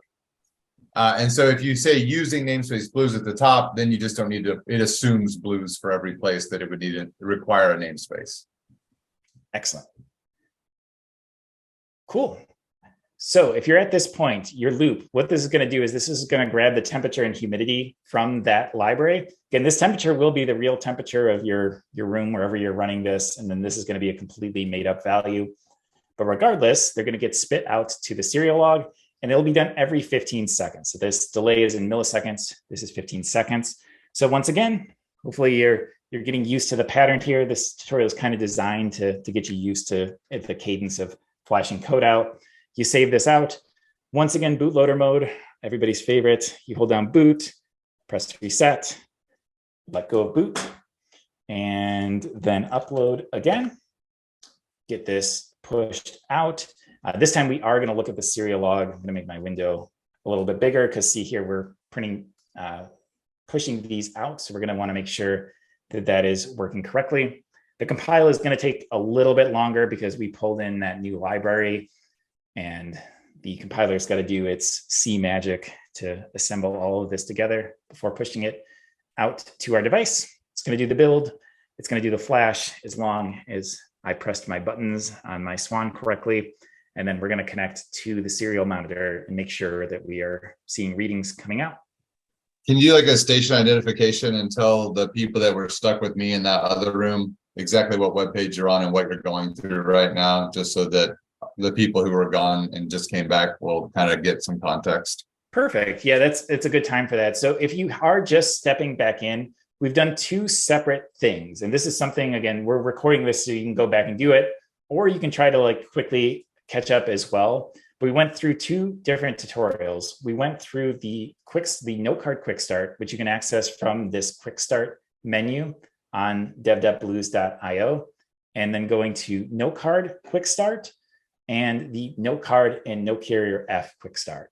So this is a tutorial that just is designed to teach you the basics of the Notecard, how to assemble your hardware, so how to actually get this physical bit of hardware put together, how to set up NoteHub, our cloud backend, and how to send data back and forth from there on a regular cadence. This takes about like 20 minutes to do on your own, so you could check that out for working with a Notecard and getting that all set up. Where we're at right now, to get to it, you go to this guides and tutorials section. You go to collecting sensor data. We call this our sensor tutorial. The default options, Arduino, Swan, and Note Carrier F are fine. And this tutorial basically teaches you how to take, instead of hard-coded data, getting some actual real data pumping up from the Swan, from the Notecard, up into the cloud. And we are about, if I had to say scroll-wise, we're like, I guess that's like 60, 70% through this. This is some code that you can go back to platform IO. You can put in your main CPP file and look at starting to push that out to your device. That is where we're at. And what we're trying to do at the moment is get this temperature and humidity, and it's successfully pushed out to my device. So what I'm going to do, I like the serial monitor UI. I'm going to connect to that on my device. I'm going to start monitoring. I'm not going to see anything right away because I've got this delay of 15 seconds. We might need some like elevator hold music to wait for 15 seconds to see a reading pop up, but I should see a temperature and humidity reading, and there we go. So it is 24.75 degrees Celsius here. I think this, my laptop fan is keeping the room a little bit warm because it's just a little bit toasty here in the room for me, but this is what you should be seeing. You should be able to open up your serial log and you should be able to see data. And we do want everybody to be able to get their serial monitor of some sort working, because we're going to keep using this in later tutorials as well. So hopefully you're seeing some data flowing out of this. And if you're not, let us know in Q&A or chat that you are having problems so that we can take a look and try to help you out. But if everything's working, every 15 seconds, you should see something spitting out here. And if not, there's only one section left for this tutorial and it's really quick. So I'm just going to go ahead and show this, and then we can, that's more of a logical place to stop and pause and wait for any questions anyways. The last thing we're going to do is grab this, just this one last chunk of code. It's towards the very bottom of the tutorial. This is going to run that note.add command. Again, when we were in the Notecard Quick Start, we ran this through the browser using the Web Serial API. This is just how to run that command using the Note Arduino library. So we're going to copy this in. We're going to paste this at the bottom, and I'm going to fix the indentation because I'm a developer and that will drive me nuts. And I'm going to do a note.add, and I'm going to, this time, I'm going to sync it right away. So this flag is going to prevent me from having to run a manual hub.sync as we did when we were going through the quick start. I'm going to add a body, because if you remember the syntax from the quick start, note.add takes a body, which is just an arbitrary block of JSON with data. And then to that, I'm going to add my temperature and humidity. I'm going to use this Notecard send request to commit this to the Notecard. And then once again, I'm doing this in my loop, so I will wait 15 seconds. And that is the last bit of this tutorial. So I'm going to take and do the bootloader song and dance again. So bootloader reset, let go reset, and boot to push that out. I will upload this again. This upload should be faster because I don't know, some part of the phase remembers the fact that it grabbed all the necessary stuff for the pseudo sensor library. So this goes quite a bit faster. It's going to push the code out to my device. I'm going to have to reconnect to my serial monitor. So when you push code out, you lose that connection. So I'm going to reconnect to it, start monitoring. And I lost track of everything. So I'm just going to go ahead and clear that out so we can see one more reading come through. And what should happen is now this time, and I'll make this a little bit bigger. So I again get my temperature and humidity and spit it out. But this time I'm additionally sending this data to the note card. So the note card is going to tell me that it ran this note.add command that has my data in it. It's going to, again, if you remember from earlier, this total is how many notes are on the note card that are unsynced. So if this tells me that the first one already did a sync because it was 1, it's still 1 the next time it came in. So one of those notes went immediately to the cloud because we have this sync flag set to true. And you can verify everything's working by going back to NoteHub to your project. And if you open up your events tab over here, you should start to be seeing the temperature and humidity readings coming through. And holy crap, it spiked to 26 degrees in my office. I don't know what's going on here. It's hot, fire going on, but this should be the flow. So I'm curious to see if people got to this point. If you do, this is a good sign. You've now completed the next stage of this tutorial. You now look at how to write firmware that can communicate with a note card and start sending data at a regular interval. Alex, are there any libraries that need to be installed for Platform IO? Yeah, Alex, so what you're going to want to do is go to Platform IO, libraries right here. Search for note card. Oh, Rob's, yeah, let's do Rob's easy way, actually. So Alex, you can just add the code that Rob just pasted in the chat into your Platform IO INI file in the same style that this existing one is in. So basically, I'll just leave this up for a second so you can see it and where that change needs to go. And then it'll recognize the library. It'll build it into your firmware so that you can use it. At this point, is anybody else, any questions, any problems? Speak now, or I'm going to assume you have data regularly flowing up into NoteHub. And if you don't, now's the time to raise your hand and tell us that. And just to get everybody updated on the agenda, we are still exactly on time, miraculously. I know, as has been mentioned, like some people got detoured with this libUSB issue, but hopefully that's resolved. We are going to take a 15-minute break right now. So it's an opportunity, well, to not take a break, but to get kind of caught up. From here on out, actually, this is the end of the blues section of this. I know there was a lot of song and dance to get where we are. But if you think about what we've done so far, it's pretty cool, right? I mean, assembled this hardware to leverage the capability of relaying some relatively simple sensor data to the cloud. The next step is going to be led by Simon and or Lucas from Datacake. And we're going to start taking this data that we've been delivering to NodeHub and route that on to, first, we're just going to do a simple route to webhook.site, which is just a freely available a webhook that you can tap into to see your data routed, and then obviously onto Datacake, and so we can actually start visualizing this data. So let's plan on regrouping in 15-ish minutes. Hey, before everybody jumps off, I'd love to know if what I think we all decided on with the libUSB issue was that Homebrew was installing an x86 version of the binaries, and the way that we got around that was either by doing Rosetta or by using the Mac ports, which installs ARM binaries. That's my kind of vague understanding of it. If people in the chat can say, yes, that is right, or no, you're just way off base, I would love to hear that for our own knowledge so we can do this better next time. Or be prepared for that, I should say, maybe. All right, I think we are due to get back on, everyone. If you're still with us, thanks for toughing it out. So now we're going to transition over into the, actually, I was going to say, like, now is the point in in-person workshop where we all go out and get espresso and everything. So hopefully you got yours, but we're going to transition over into the Datacake portion. So I will turn it over to Simon and Lucas. Thanks, Rob. So unfortunately, Simon had to go already, so I'll take over his part. I'm Lucas, Simon's co-founder of Datacake, and I'm the CTO, so I'm responsible for everything tech. So if you have any questions, I'm the right person to ask as well. So let me quickly share my screen.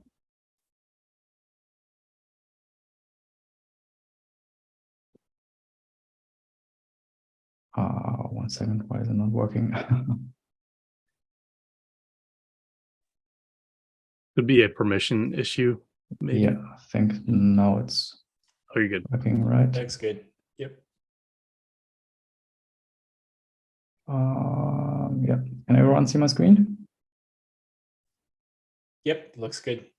Perfect. So quick introduction. So we are a so-called low-code IoT platform. That means that you can use Datacake to visualize your devices' data, and we are not limited to a specific vertical. So people are using Datacake, for example, for asset tracking and fleet management. So we have dashboard widgets that allow you to track a position of the device over time. But you can also do things like building management solutions. So you can plot things like temperature, but also CO2 readings. And also we are very technology agnostic. So we are not limited to a specific technology, which comes in handy in this webinar, because it's very easy to integrate the Notecard into Datacake. And I think that's enough of the theoretical talking. Let's dive right into. I think at first we wanted to show how the NodeHub sends data to a webhook. And for this, there's a service called webhook.site. And you just go to webhook.site and it redirects you to a unique URL. And you can copy this URL to your clipboard, and this page will then show everything. Oh, I clicked on it. So this page shows every request made to that site. So let's quickly copy that URL. And if we then go into NodeHub and into the project that we just created, then on the left, you find the routes. In here, we can create a new route. And here, NodeHub provides different templates. But in this case, we are interested in creating a general HTTP request response. let's go in there. We have to provide a name. Let's call it webhook site test. Paste the URL we just copied and yeah, create the route. So now I think, yeah, we already saw a post request coming in, and here we see the webhook data that the device sends via NoteHub. So this is some JSON data, and this is all fine. So we can see that it's working and forwarding data. But now, what if we want to visualize this data? And this is exactly where Datacake comes in. If you go to our website, datacake.co, on the top right, you will see a button called Dashboard. If you click on there, you get to the login page, and here at the bottom, there's a sign up link. So sign up is free, of course. Let's create an account real quick. Lucas plus okay. .co. Let's create a strong password.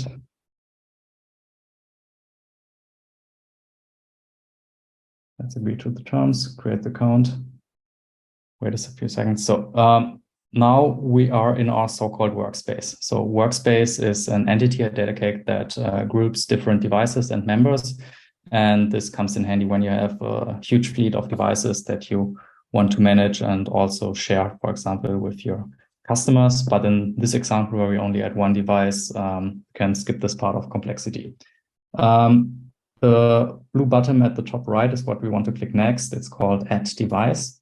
And in here, we can first choose the desired technology. In this case, we want to create an API device because we want to connect the data via a webhook. On the next page, we are prompted to choose if we want to add the device to a existing product. But in this case, since this is our first device, let's create a new product from a template. And in here, we have a template for the Bluetooth wireless Notecard. Lucas, do you want to pause here just for a second, just to make sure people get caught up? Sure. Yeah, just because somebody mentioned going a little bit fast, but oh, sorry. No, yeah, you're fine. So just to quickly recap what Lucas did, like went through the with your existing NoteHub project, just created a new route and is now routing all the data. So any data that comes in to that webhook.site URL. And that was just like a quick demonstration of showing off how routing works. So to get data routed out of NoteHub to a generic cloud endpoint. So just a quick and dirty example of that. And now we're diving into Datacake, where you'll see obviously a way more powerful platform that you can use to start visualizing some of your data. So hopefully you already went through and created a Datacake account and are caught up here. But I'm just talking out loud to delay the restart. But if anybody still needs time to get caught up, let us know. Otherwise, we'll assume we're good to keep going. You can click the raise your hand also if you feel like. Or or can we see that if people do this, or is it just for me? Because that's maybe kind of just lame. for you. Oh, somebody mentioned error in webhook. Too many requests. That's interesting. Sorry, where was that? So somebody else had an error that they had too many requests. I think that happens if you like literally are sending too many requests. Your delay, like how many, like if you're spamming it at some point, webhook's a completely free site. So at some point they will get mad and shut you off. If you're sending every 15 seconds, you're probably fine. I wouldn't worry too much if your data stuff's coming through for webhook. That was just kind of like a demonstration to see how it works. So it's not that and again, this is basically just for debugging, so you don't want to put any production data in there. Yeah, that too. Okay, I think we can keep going. Cool. So let's go back to Datacake. So once again, let me show you how I got there. In your workspace, you can click Add Device, and then you choose the API kind. Click Next, and then you want to choose New Product from Template. And in here on the first page, there's the Bluetooth wireless Notecard. So we have created templates for different devices that include a basic decoder. I will show you what that means in the next step, and also a basic dashboard that makes it very fast to get started. So let's click next. And now we need to provide serial number and a name. So to get the serial number, so the serial number basically ties your Datacake device to your physical device. So what we want to use here is from the Node Hub. If you go into the device, you want to copy the device's UID. So click the copy button, then go back to Datacake, paste this into the serial number. Oops, is it already missed? No. And let's say first device. So this is an arbitrary name that makes it easy for you to find the device later. On the next page, you're prompted to choose a so-called plan. So Datacake's pricing is defined by the number of devices and how much data they produce and how long you want to store the data. The first two devices are always free, so no strings attached. You can follow this webinar, of course, and even create a second device and keep it running for free forever. So you choose the free plan and click add one device. And now the device has been added. Let's take a quick pause here so everyone can catch up.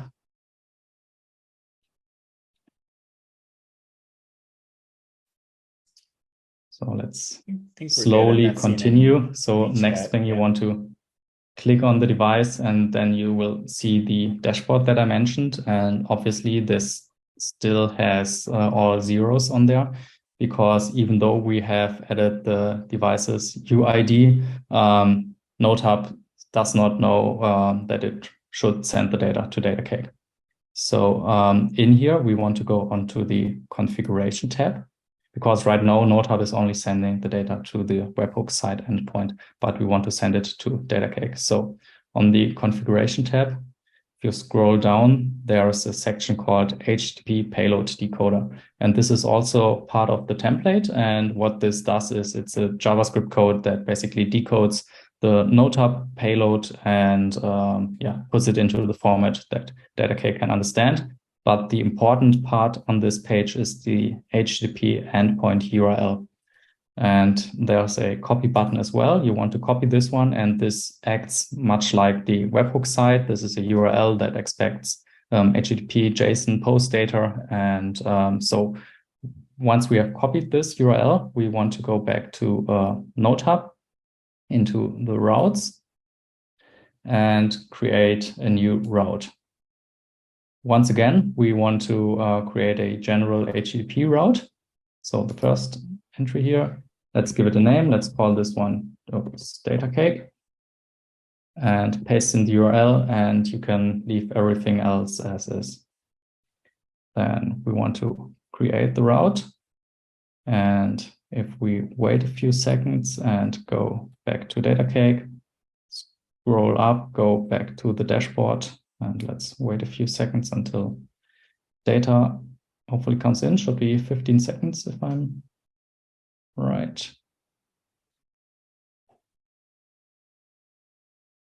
This is a good time to wait for everyone to catch up again.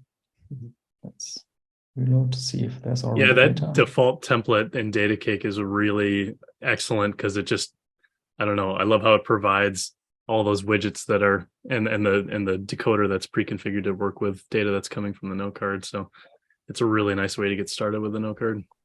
Yeah, and in here in the HTTP payload decoder section, you also have a button show logs, which basically acts like the webhook site. So we have data, but it's not coming through yet. Why is that? Is it a problem that you had to change the serial number, since I already had that device registered with Datacake at all? Let me see. It's the serial number. Because I probably was already using. Oh, it's a different one, correct? Yes. So you already created the device on Datacake. Yeah, I should be able to. Okay. Could you maybe change the serial on your device? Because of course, each device can only exist once on Datacake. Yeah, I can grab a second one, or I'll toss we can get a few devices on here too. I'm going to toss this identifier here in the chats. Yeah, other people are having it. This is only because I already had a Datacake project for this. I'm going to try to find another note card that I haven't used with Datacake before, or if I just delete my existing project. Yeah, or if you go to the configuration, you can also change the serial number there to something random. Then I should be able to add it. Okay, I will. Is that going to work? Because I don't know if we send the. Are you looking at the device ID or the serial number, which will default to the serial number? Okay. Oh, maybe that will just work then. So yeah, everyone else who's you're not going to have this error because, as TJ mentioned, he's already used this device in Datacake before. So this is totally TJ's fault. But yeah, exactly. Shows that the validation is working at least. I'm such a big fan of Datacake though. Like I got the hat and everything. Like I just can't help myself. So, but I just read in the chat that other people are already seeing data on their dashboards, which is great.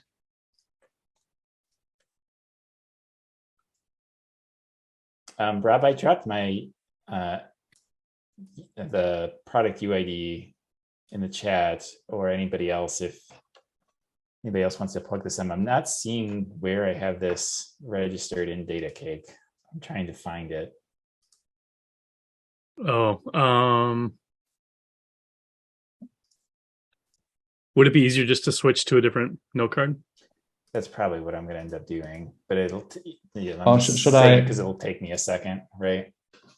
Actually, while TJ is doing this, Lucas, would you mind walking through what's going on in the payload decoder? Because I think that's like such an awesome feature. Sure. So of course. So first of all, the data structure that defines the device is made up of so-called fields. So fields are, for example, the temperature, which is a float, so floating point, and you can create different kinds of fields, but this is not like the first step. So in the payload decoder, as we already mentioned, we have created this default payload decoder, which already takes much of the default data that the node card sends. And this is a JavaScript code. So the way we are doing this actually comes from the LoRaWAN space, where this is a very widespread way of doing things, because LoRaWAN devices most of the time send like binary payloads, and then you can write some code that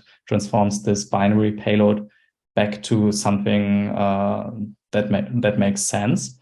And this can also be used to like save some cellular data as well. If you don't want to send like verbose data every time, you could, for example, come up with your own format. But like some of the default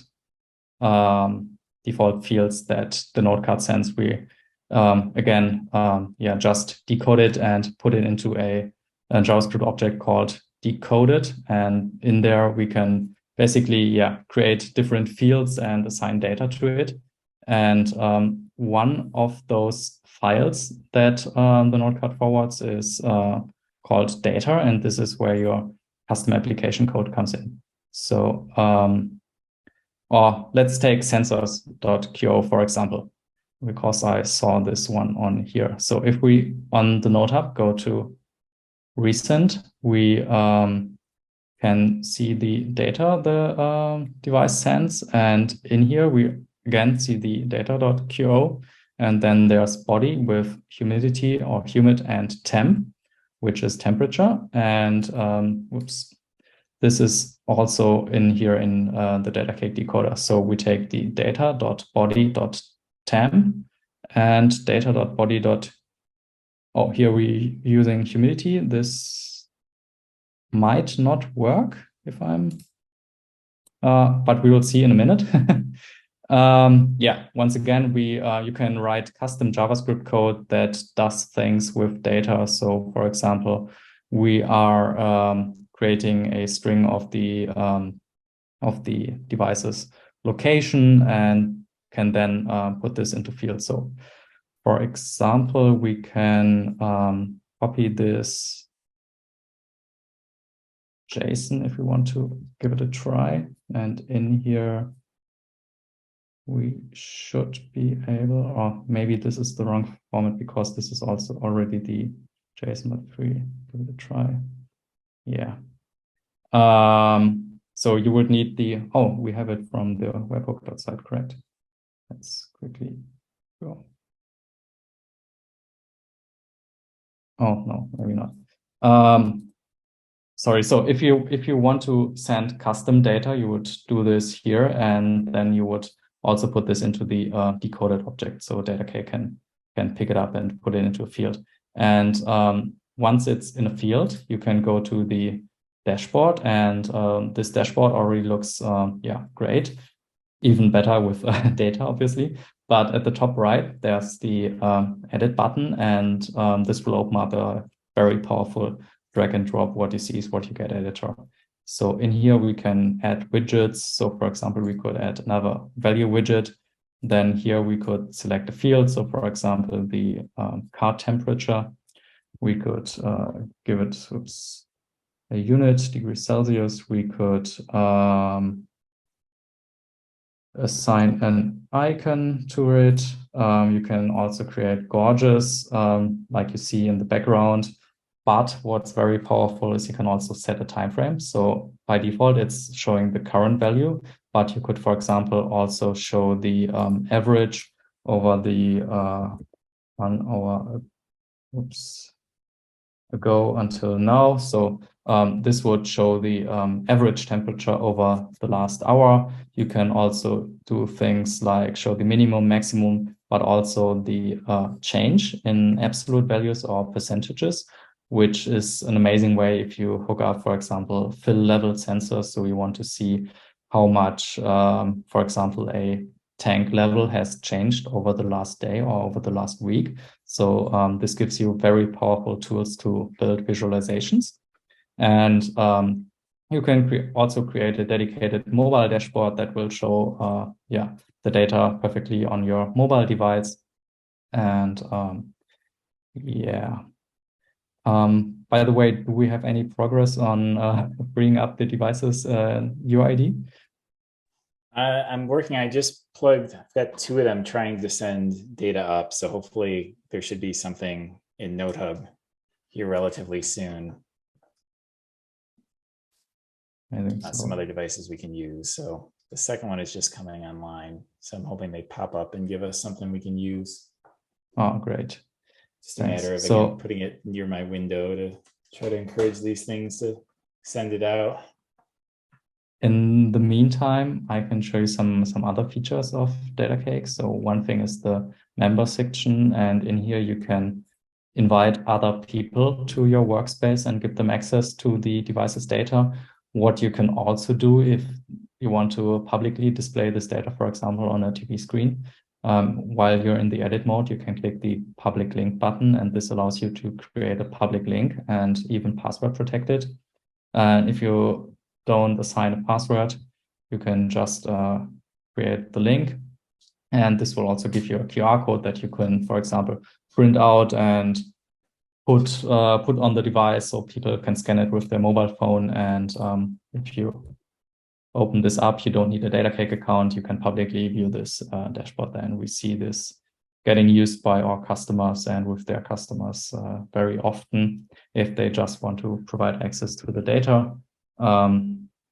You also have a very powerful history, which of course right now shows no data because there's no data. You can also create rules. So rules allow you to act on data. So in here, you first choose the device, then, for example, choose the temperature. And then again, you could use a time range operation. So by default, it's using the current value, which is fine for now. And if you want to say this is less than minus 10 degrees Celsius, then you want to send an email to my user with the subject, it's freezing. Can add a message in here and also create other actions and also other conditions. And we are right now in the process of releasing a new, even more powerful rule engine that also allows you to send webhooks to other systems. So if you have a dedicated alerting system, for example, and want to hook up Datacake devices to it, then this will be possible. This way also, for example, to send out Slack or Teams notifications, you can do this with the new rule engine. This will be publicly released within the next month, probably. So, but in the meantime, you can always use the current rule engine, and this won't go away to send notifications. All right. Lucas. Device pushing data up now. Oh. So is it in the same? Oh, yeah, perfect. So it's the 9.3 at the end, probably. I think that's the second one. I've got them both firing off events. Let's see if I can. So what I'm doing now is I'm not creating a new device, but I'm changing the serial Yes. number on Datacake.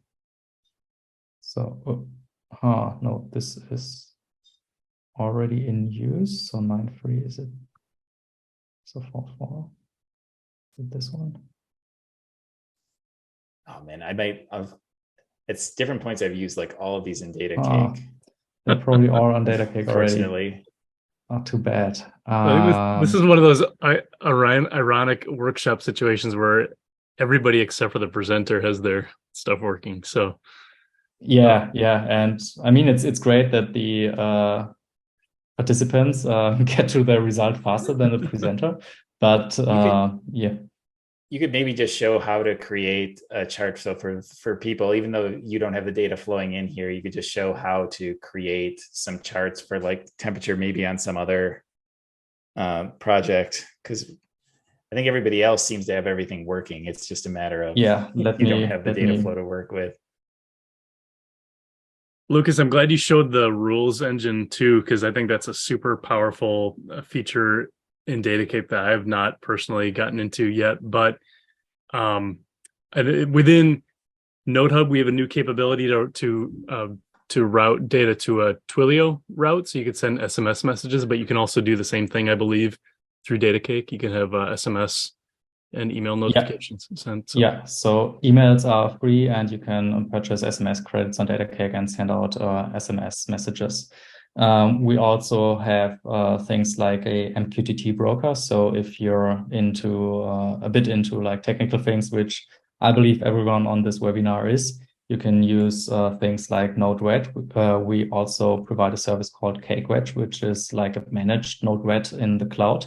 And then you can use MQTT nodes, or we also have dedicated Datacake nodes, which use MQTT under the hood to act on the data and do even more crazy things there. And for example, you could also send it to your own Twilio account via Node-RED, for example, or other systems, or combine the data with other things. So this is super powerful. And yeah, the limit is basically just your imagination. So I've just switched to another device, which has some data because it's a sensor that's installed in my garden. And this is a soil moisture and temperature sensor. And I'm using this because it has some historic data in it. So if we want to create a chart, I read in the chat that people are seeing data on the dashboards, but not on the charts. And this probably is because, it takes some time for the chart to fill. So what you want to do is you click the Add Widget and choose the Chart Widget button. And then you want to choose the field. So for example, the soil moisture. Then you can set the time frame. By default, it's the day, but you can also, for example, say you want to see the last month. And this looks like there was a monsoon, probably. A month ago. And you can also do cool things like right now, this is showing the current value, but you can also, for example, show the change. So this makes more sense if you have like an absolute value, for example, an energy meter, and you want to see like the usage over time, then you can switch this to change and see like the relative change plotted on a chart. You can also use different kinds of visualizations. So for example, a line chart, and also set the line thickness, or a bar chart, which makes sense in some cases. You can add different fields to a chart, also add reference lines. So for example, at value 20, we want to show a red line with the text very high. You can do things like that to give context to your data.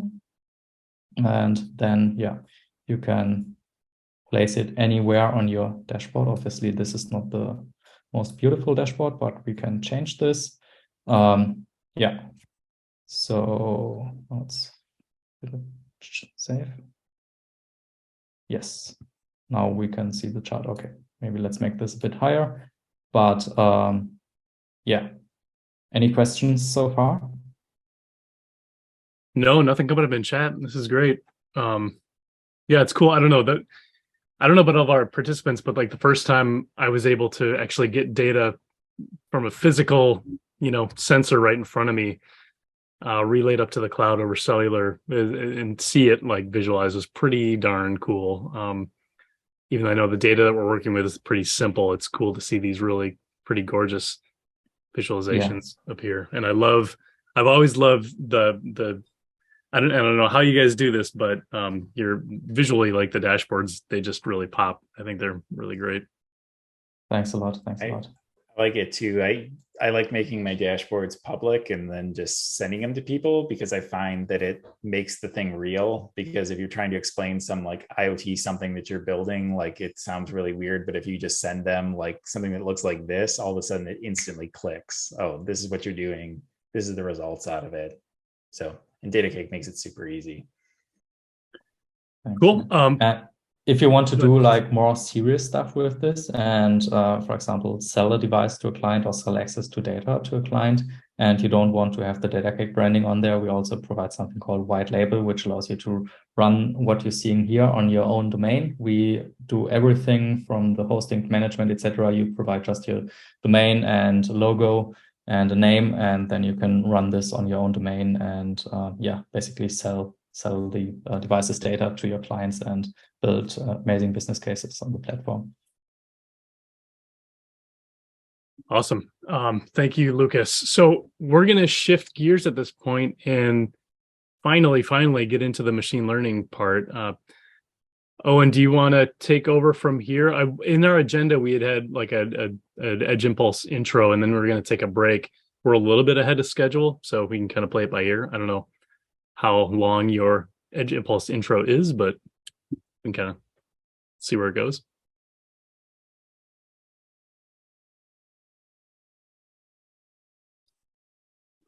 So let me just share my screen. Just give you a quick intro. Just gotta set up my slides here. Not too many slides, don't worry. Okay. Liar. I saw the deck. It's 82 slides. Yeah. All right, okay. Gotta sucker them anyway. Okay, so can I share a screen? I think I can. Okay, here we go. You should be able to see it now. You're probably gonna hear my kids going crazy as well, but can forgive that at this time. I don't see anything yet. Okay.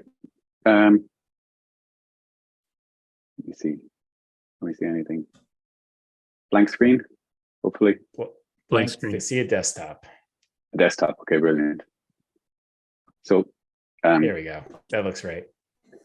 I'm Owen from Edge Impulse. I work with David and the rest of the team here in Edge Impulse, and just going to introduce you briefly to TinyML, what it is and why you might be interested in it. And incidentally, a lot of us come from IoT background as well. I would have played around with a lot of tools a number of years ago, and they've gotten a lot better and a lot easier to use. And any of the problems that we had today, I think, were really small by comparison to a few years ago. So just going to talk briefly about TinyML. Okay, let's just start here. So there's a lot of hype going on at the moment about AI, and you're going to be seeing all of these kind of tools. A lot of them, some of them are pretty interesting. You can generate code, you can generate nice pictures, but we're going to look at a subset of AI called machine learning, and in particular TinyML, which is what we're applying. And it's kind of a interesting intersection of where advances in research and advances in chip manufacturing, Moore's law, has brought us to a point where we're now able to run machine learning, where we can train models on the cloud, but deploy them to these small types of devices that we all know and love in IoT.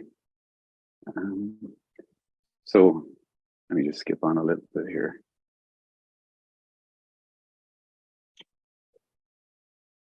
Yeah, so we're talking about bringing from the cloud to our endpoint here. So a couple of years ago, if anyone was playing around with AI, might have been playing around with some of those IoT AI platforms that were around, where we're sending lots of data back and we're doing all of our processing on the cloud.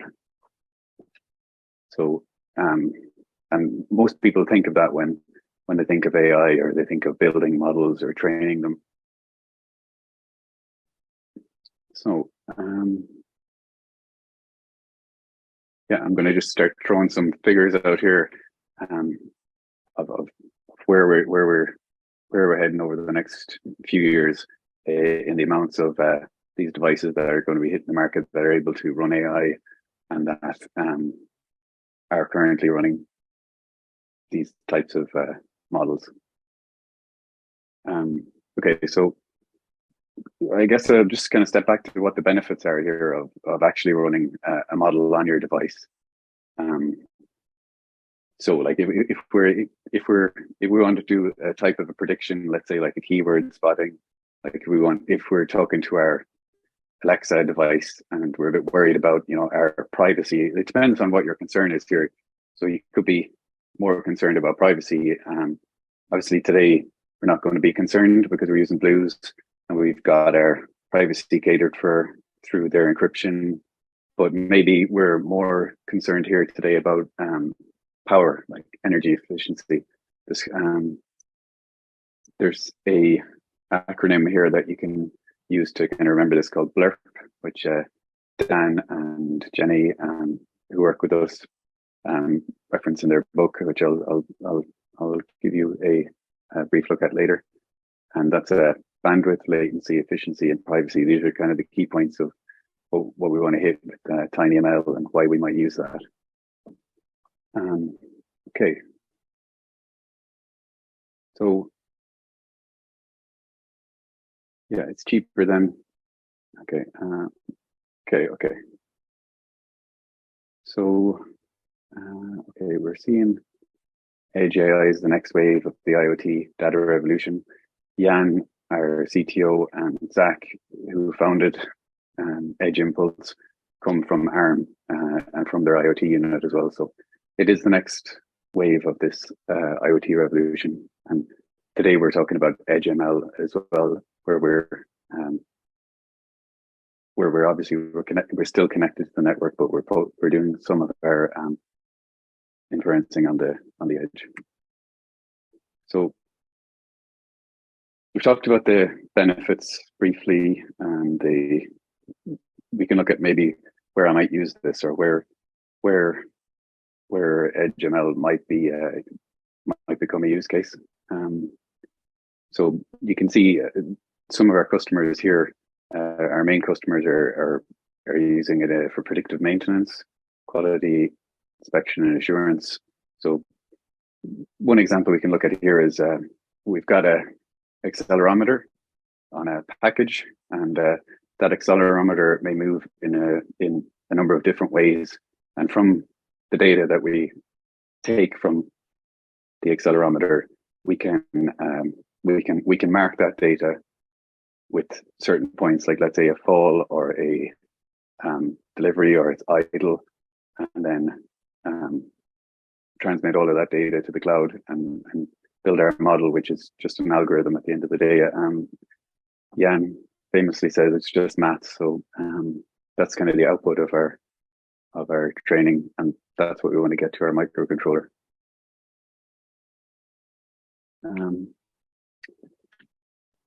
Okay, so who are Edge Impulse and what do we do?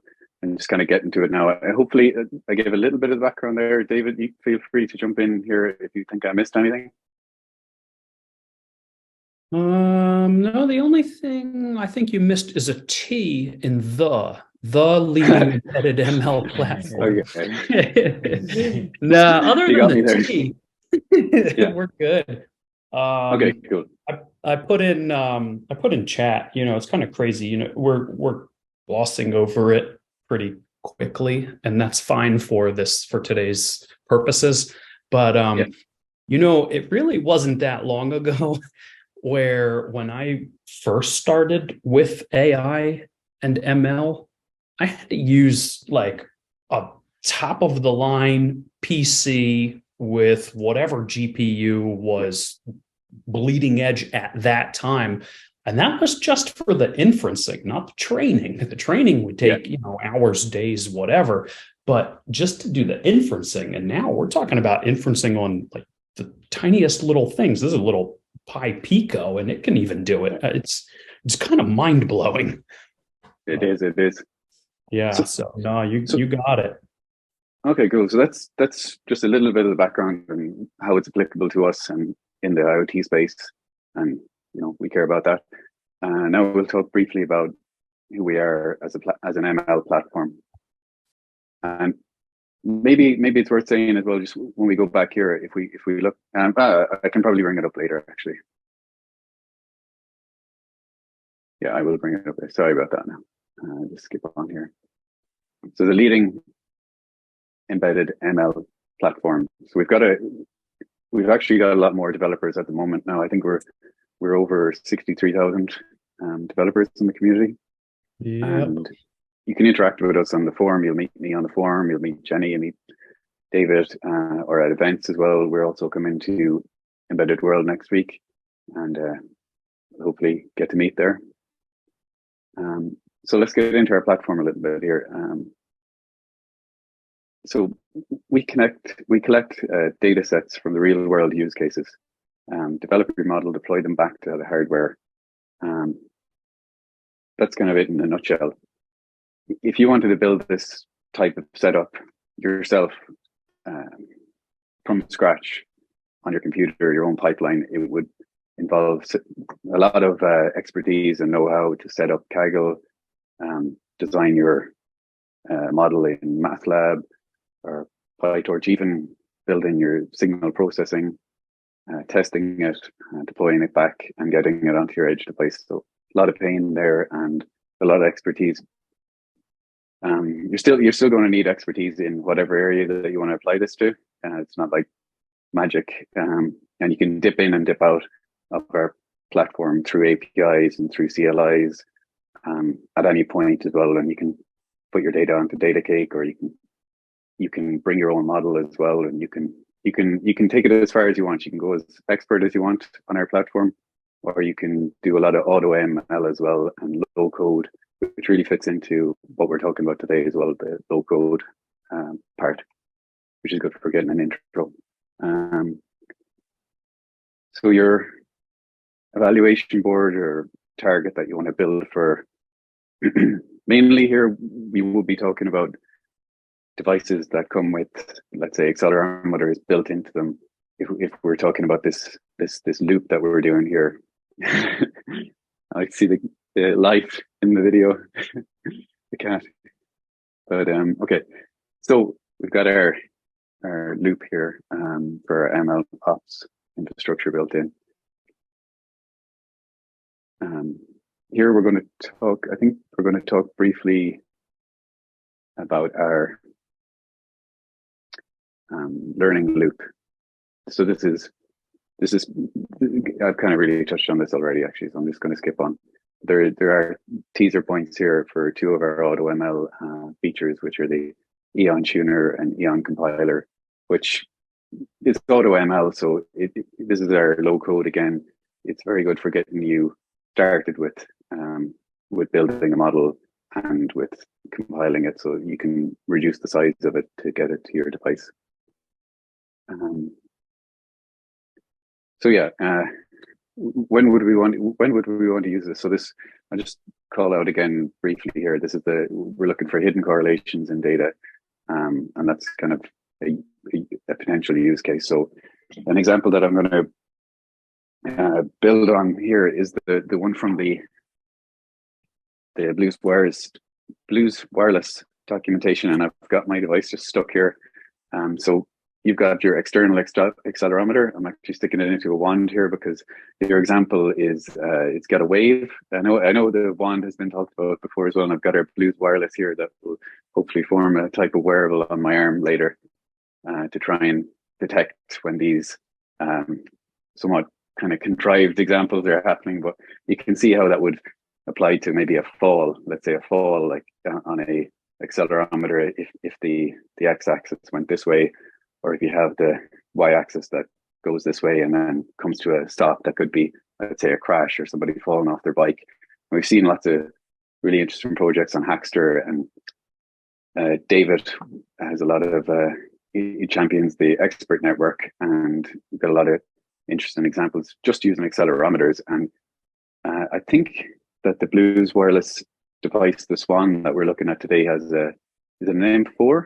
It's an M4, I think, on it, and that's perfect for accelerometer. You can even use microphone as well, and I think you can even run some vision models on there as well with their FOMO feature. So that's okay. I'll touch on that slightly here. I am going too far with the slides here. I can feel it. I'm sorry. So I might cut it a bit short. We can dive into it whenever you're feeling ready. Yeah. Okay. Yeah. I can maybe just show you our platform. So yeah.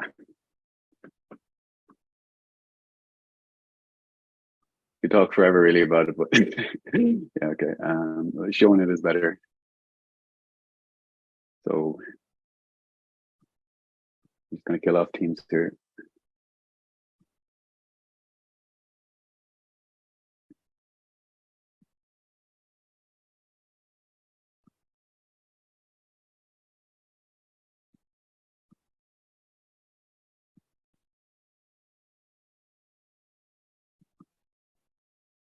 There it comes. Yep. Okay. So enough slides. I'll just give you, is it okay to jump into it straight away just to briefly show the platform? We can take a little break then after we briefly look at the platform maybe. Yeah, I think like a brief look at this, and then if we take a really short break. Really short break, yeah. We basically allocated, like we have 40 minutes left.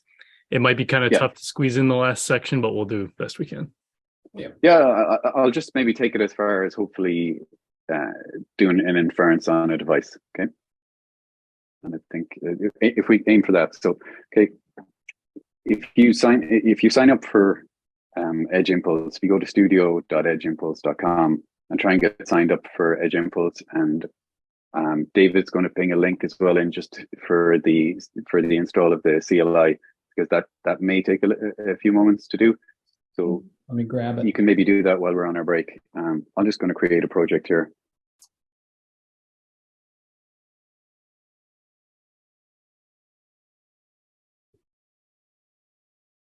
I'm also on an M1 Mac here as well, so I got a little bit of jitters. So once we create our project, we can decide. You can either jump straight in and do a keyword spotting, and you can walk through that full example, which is a nice, easy way to get started if you're having trouble with your device. You can do all of that through your mobile phone. There's a web app that will run on your device for collecting that data. Today, we're going to do the accelerometer data. And I'm just going to show what we have here. If I jump into one of the projects that I've already built here for the workshop, I can just show you briefly. We've got on the left here, we've got our dashboard, which tells us everything about our project. We can see what devices have been connected to the studio. Studio is the UI component of our platform. We can select our data sources. We can upload data. You can either do it through your device, or if you happen to have a CSV as well, we're just after releasing a new feature called the CSV wizard. So that can process a whole array of different types of CSVs and you can play around with that feature to get your data into our platform. You can also add it through a AWS bucket or through any other source that you can get data from an API or from a cloud storage solution. So our model is what here is called a impulse. So you can create and design your impulse. You can add processing blocks here.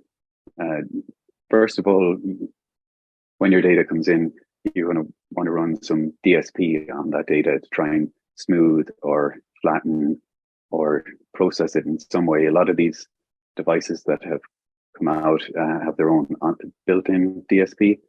We can build our own software-based DSP to process audio, high or low pass filters. Different types of algorithms can be added here, and it's all open source as well. So you can go to GitHub and you can look at how this DSP is working. You can also see how our learning blocks are working here as well. This one is for example, I think it's a Keras based one. And then, yeah, okay. So that's building our inputs.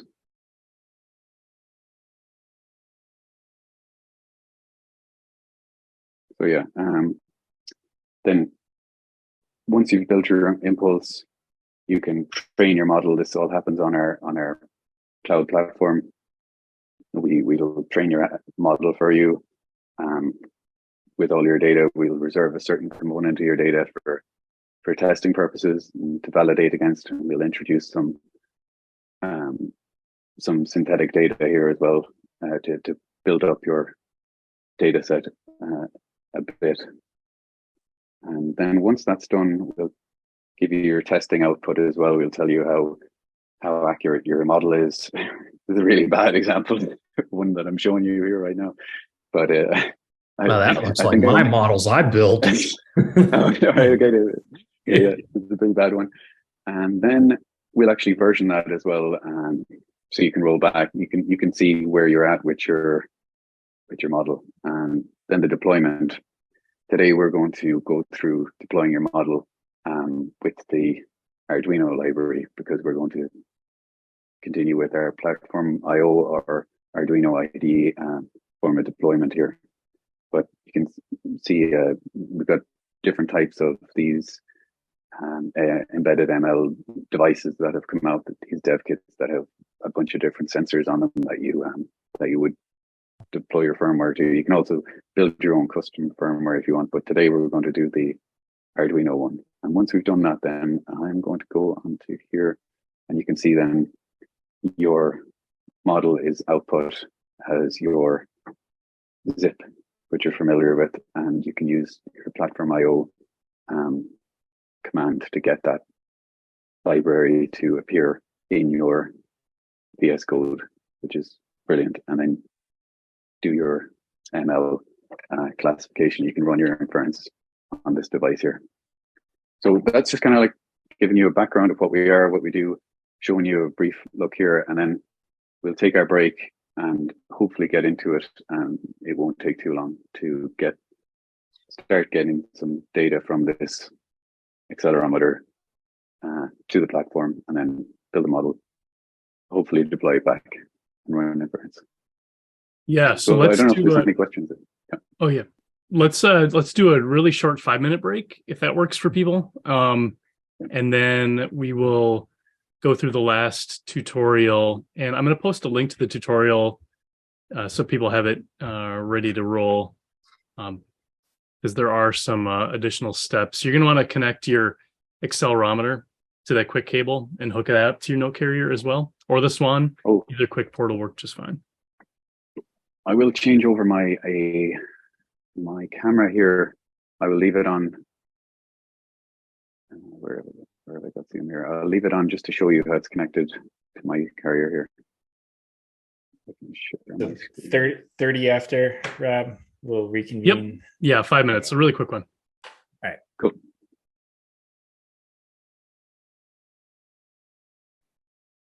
All right. Home stretch here, everybody.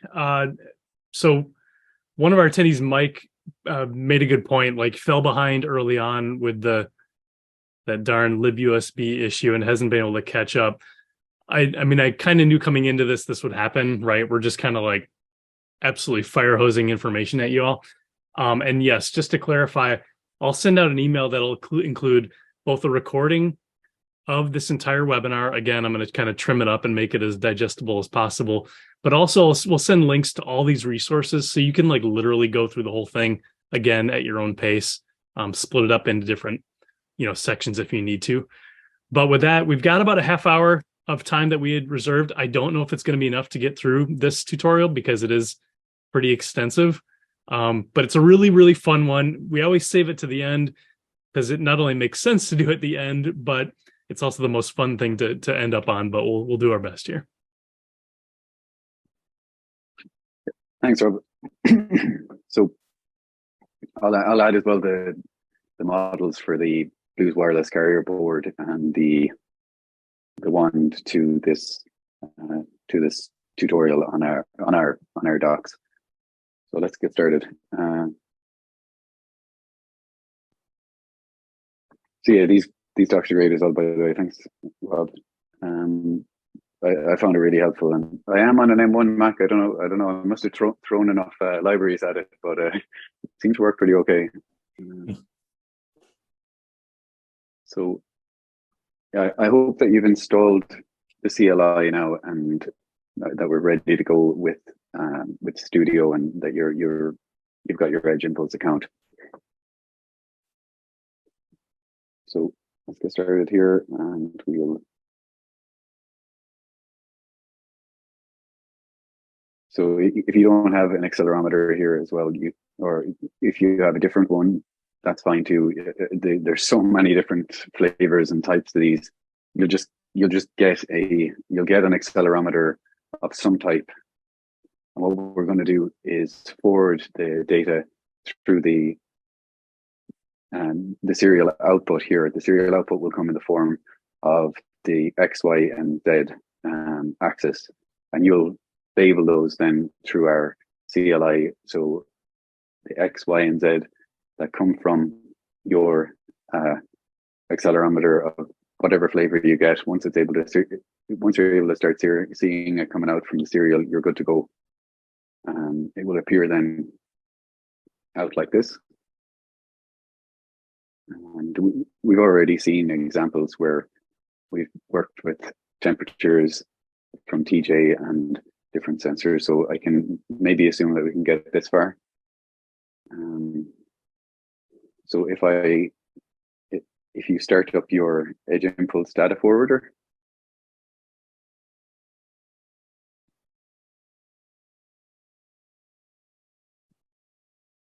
I'm going to bring this up here.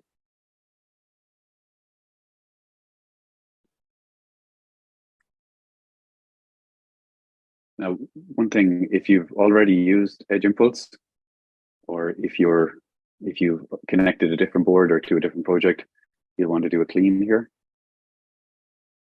And that will just force you to relog in and to connect your device. So I'm going to do that.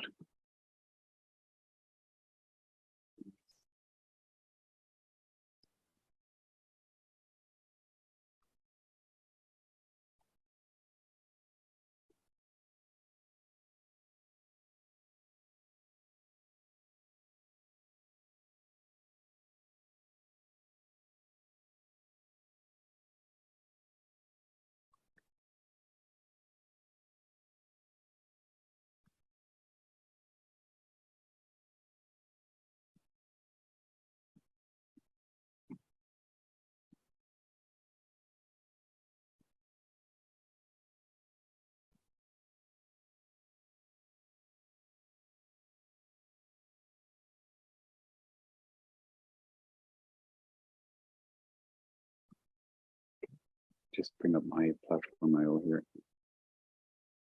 because I do need to flash my board again.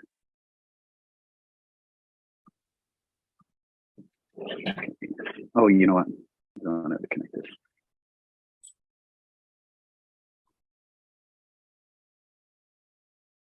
just going to click connect my note here.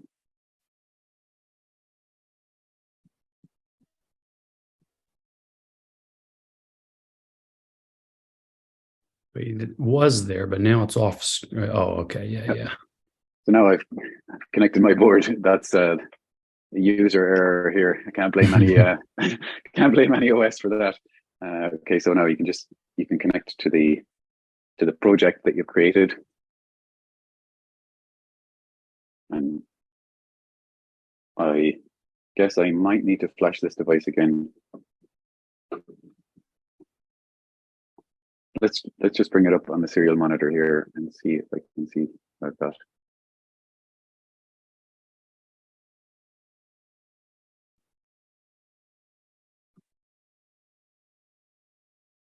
Let's stick with platform IO here.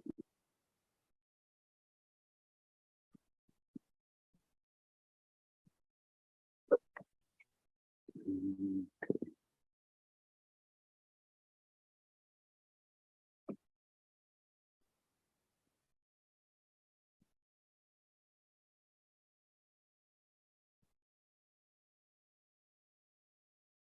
Do I have anything going out here? Reconnecting. Okay, couldn't start. Okay, my accelerometer. You just want to make sure that you've got the cables connected to your accelerometer.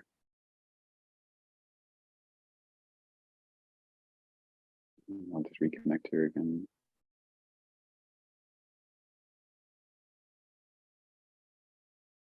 Let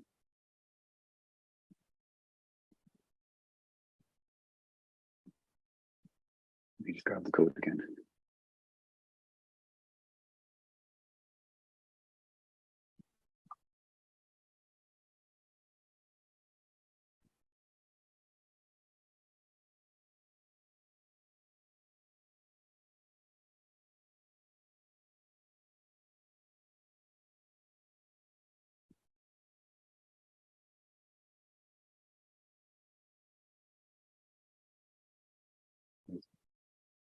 Build. I'm going to put this into boot mode again.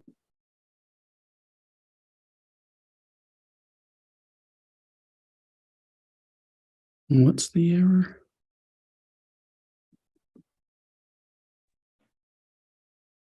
Like I got like a library. Yeah, library. Arduino. Adafruit. Yeah, I'm using an Adafruit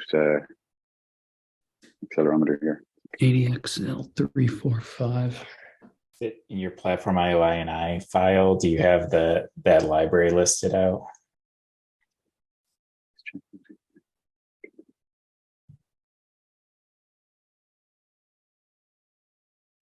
I can actually see it. It'd be just a Zoom file, was like in the my third way here. tab. Oh, I The see it third here. tab. Yeah. Oh yeah. So Zoom was in my way there. Okay, so I do have it here.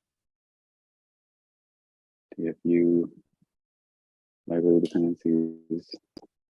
Yeah, Alex was asking. Yeah, you can use the accelerometer that came the Adafruit one, and then if you look in the tutorial, it'll have the line you need to add to your platform INI file that you can copy and paste. Yeah, and to clarify, there is an onboard accelerometer on the Notecard itself. Oh, okay. However, it doesn't output data quickly enough to make it valuable for this kind of a tutorial. That's why it's not like, that's why we don't use it for this. So that's why if you use an external, the LIS 3DH that we recommended, that's probably the smoothest path. Okay. Oh, it makes it easier to fit it into a wand as well. But okay, let's see. Let me see. This is just typical. And I have a second one. Wait a second. I'm going to switch over. Let me just switch over my Swan to a different one.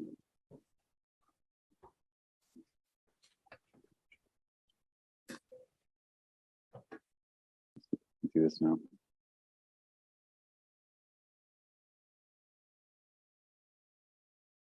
Getting some really weird stuff here. Wait a second. I'm going to use the Arduino ID.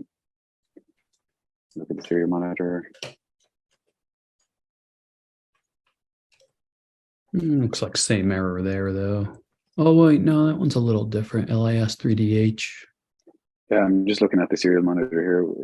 I just want to see information coming from one of these.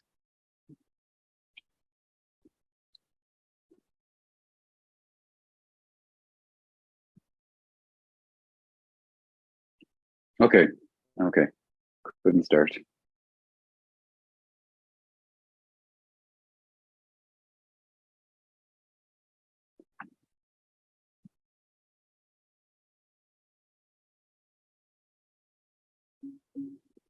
For those of you who are going through the tutorial and hooking everything up, I'm going to hold this up here so you can kind of see. You should have your accelerometer. This guy, if I can show it in the camera, this guy hooked up to that quick cable, and then the quick cable is going to connect directly to the Swan or to the note carrier. I don't think it matters. It doesn't matter which one you're hooked up to. So this is like the hardware assembly. All right, just so everyone's clear on that. Okay, maybe that's a good point, Rob. Maybe I'll just show as well my setup here, because I didn't have a quick cable. So if you've got a non-quick cable one sensor, you're going to want to connect to the ports that say N, SCL, and N, SDA, and then your positive and ground. And I think the N, SCL, and NDA are your clock and your data for the Notecard, the Swan. So that seemed to work for me. So, okay, back to this now. Can we just possibly assume that we've got some data coming out here? We might have to just assume. Yeah, it'd be nice if it was working fine. So it wouldn't be an online workshop if we didn't have some demo fails. Yeah, we made it actually like 3.5 hours with everything working. That's kind of unheard of. Yeah. Let me just, I'll try one. I'll give it one more second.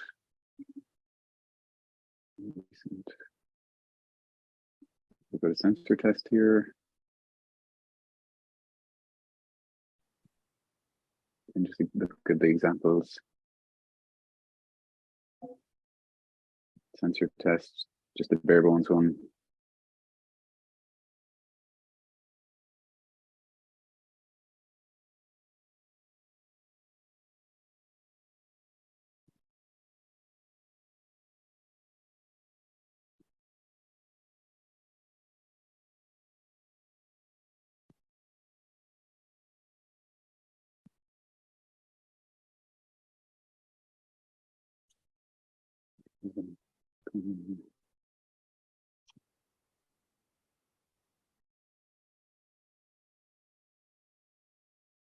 That's weird.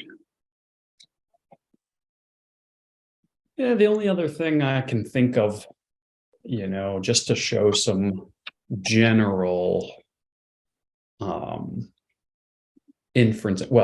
creation, inferencing.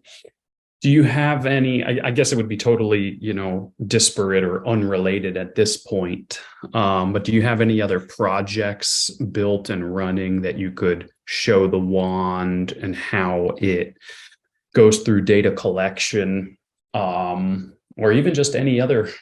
You know what? I could take over and because I just went through all the workshop yesterday. So okay. I could show off and I can do this probably in 5-10 minutes. And I know it's not the full like hands-on, but why don't I do that? Yeah, it might be just as good, quite honestly. Yeah. Let me bring everything open here. I was looking in my studio. Mine are all vision-based. I've got bird classification, rice classification, some Lego man detection. None of them are. And I'm going to take over your screen. So I'm going to stop you from sharing, and then I'm going to share my screen. I can see my device is connected here. We had a question come in. Somebody was asking, they said the Edge Impulse CLI asked for a weird Visual Studio C++ library that looks like it's 5 gigs. I don't know if that looks familiar to you guys. I have never seen that one, and I don't recall downloading anything that was 5 gigs. So, yeah. I don't know if that's like a node thing or something, maybe. I don't know. It's weird. Yeah. So to install the CLI, you're going to install. There's a node package, and then there is the Arduino CLI as well that you're going to have to install. So that is quite big. Yeah, I don't remember any. Shouldn't be 5 gigs big though. I don't know. Not 5 gigs. We can talk in chat. Yeah. So I'm going to do a super high level overview of what I did to make this work, and everything that you see here is at least one of the steps of the tutorial we link to, and we'll send this out later so you can actually do this yourself. This is more of a demo than a follow along thing, but in Edge Impulse Studio, what I love about Edge Impulse Studio is it's 100% web-based interface for going through, and everything on the left-hand menu is effectively like in order of the time at which you'll take care of, accomplish that task.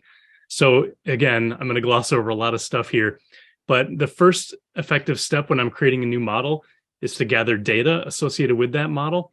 In my case, what I did was when I was outputting accelerometer data over the serial port, which is again the first step, the first code chunk that you'll see in the tutorial, I was taking, you can see here, 10-second lengths of time, and this one is labeled chop. So literally what I was doing, if you can see in the video, assuming I was outputting accelerometer data to the serial monitor, I would take my device and do like a chop motion up and down like this, record it for 10 seconds.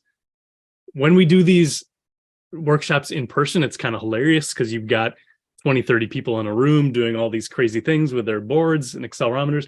But in my case, I went through and gathered all this data for chops, and the next one's wave.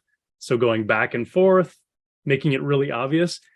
And what you're going to find when you go through this is that the more data you collect, the better your model is going to be. If I only did 1 or 2 or 3 chop motions, you may think that you are doing it exactly the same way, but it's amazing like how differently your body reacts or acts when you're doing these motions. Like every single one you do is going to be slightly different. And so obviously the more data that you get to train this model to interpret future motions is going to be better. So you've got, in my case, this one is wave, chop, and then idle. So idle, I just literally left the accelerometer on my desk and didn't move it.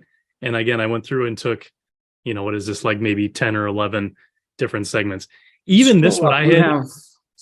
You have 5 minutes and 10 seconds in total. Right, which is not very much, to be honest. Like I guess I'm not surprised because I know that it's pretty good at generalizing.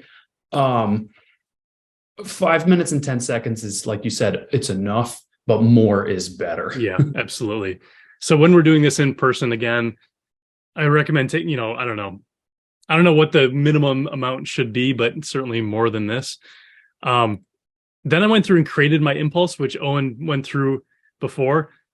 Again, what I love about Edge Impulse is there's a lot of fancy words here that I don't understand, but I can go through and just say default, default, default, and pretty much end up where I'm at right here, the screen that you see here. Again, this is in our tutorial. Then we generate features out of this data. And so we'll have the X, Y, and Z, or sorry, the 3 different classes of data. So we have a chop, an idle, and a wave.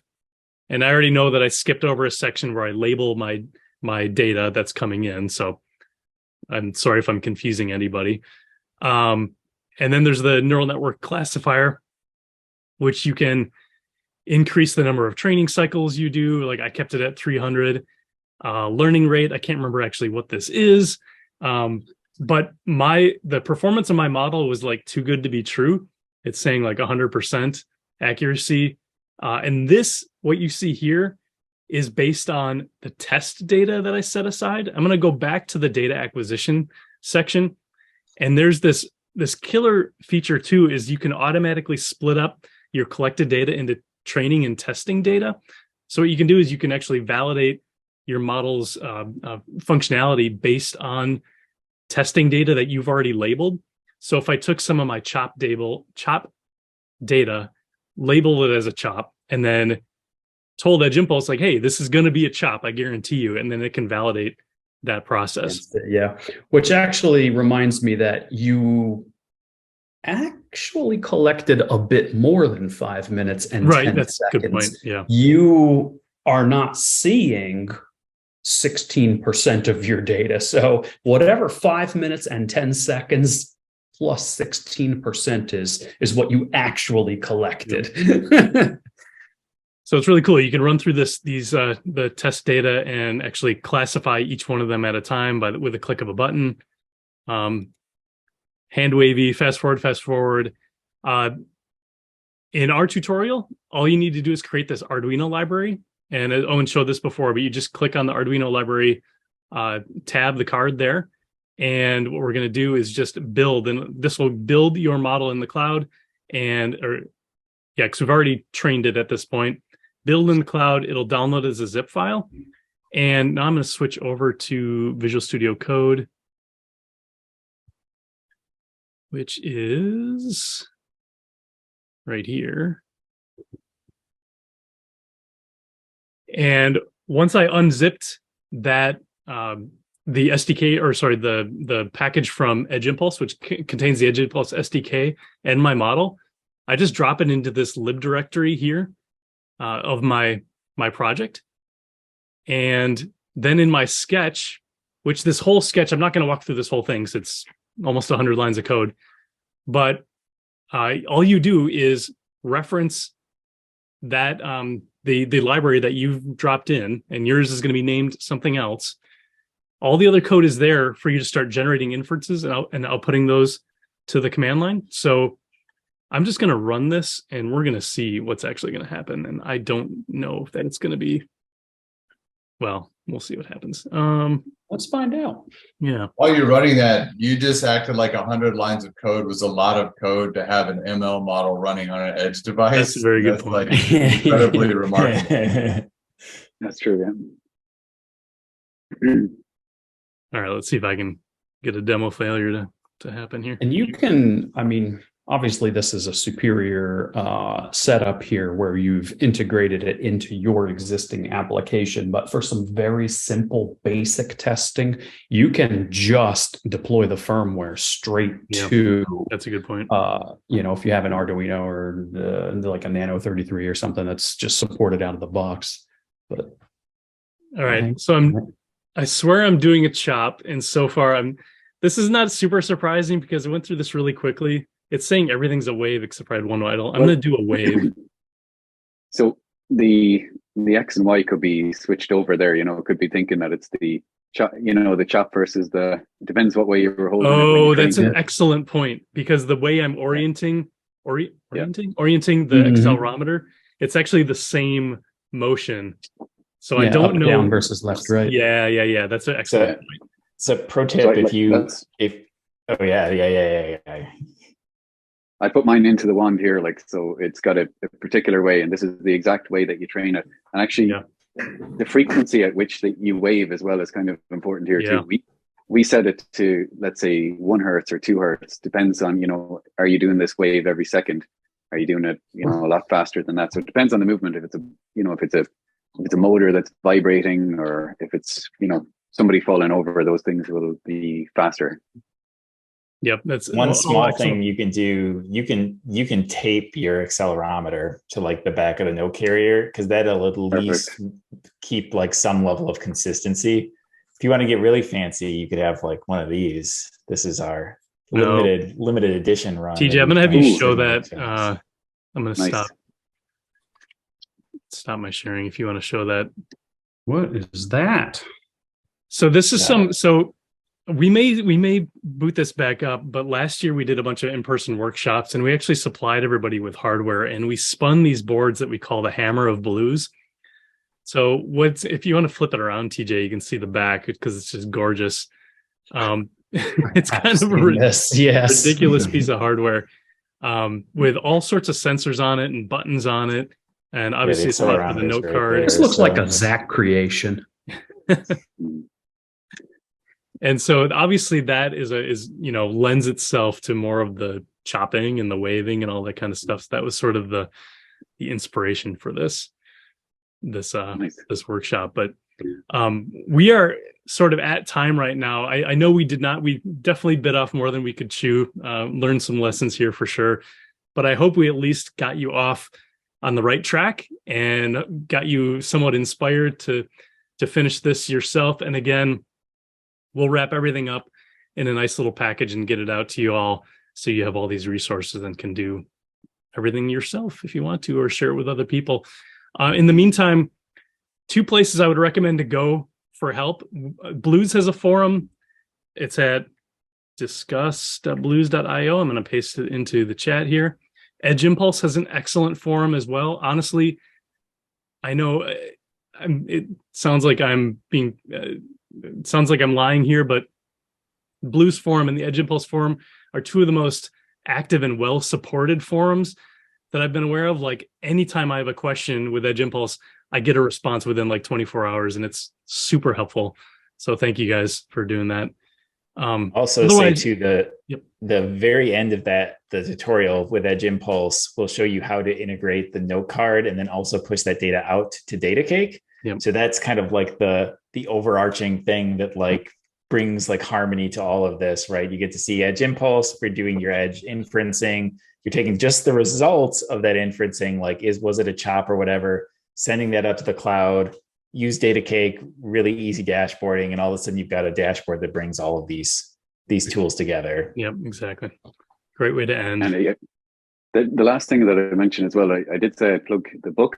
So Jenny and Dan, who work with us, Dan comes from TensorFlow actually originally, and he wrote a book with Pete Worden about TinyML, and this is a follow-up book which goes through a lot of topics as well, and the different parts of the teams that you'll need to be able to build a TinyML team and application. Brilliant. This is a great one. So you got my bookmark in there. I'm only a couple chapters in. It's really good. It's really accelerometer section. All right. Thanks to all our speakers. Thanks everyone for attending very much. I really appreciate you taking your time to do this. And we'll see you around somewhere. Thanks, everybody.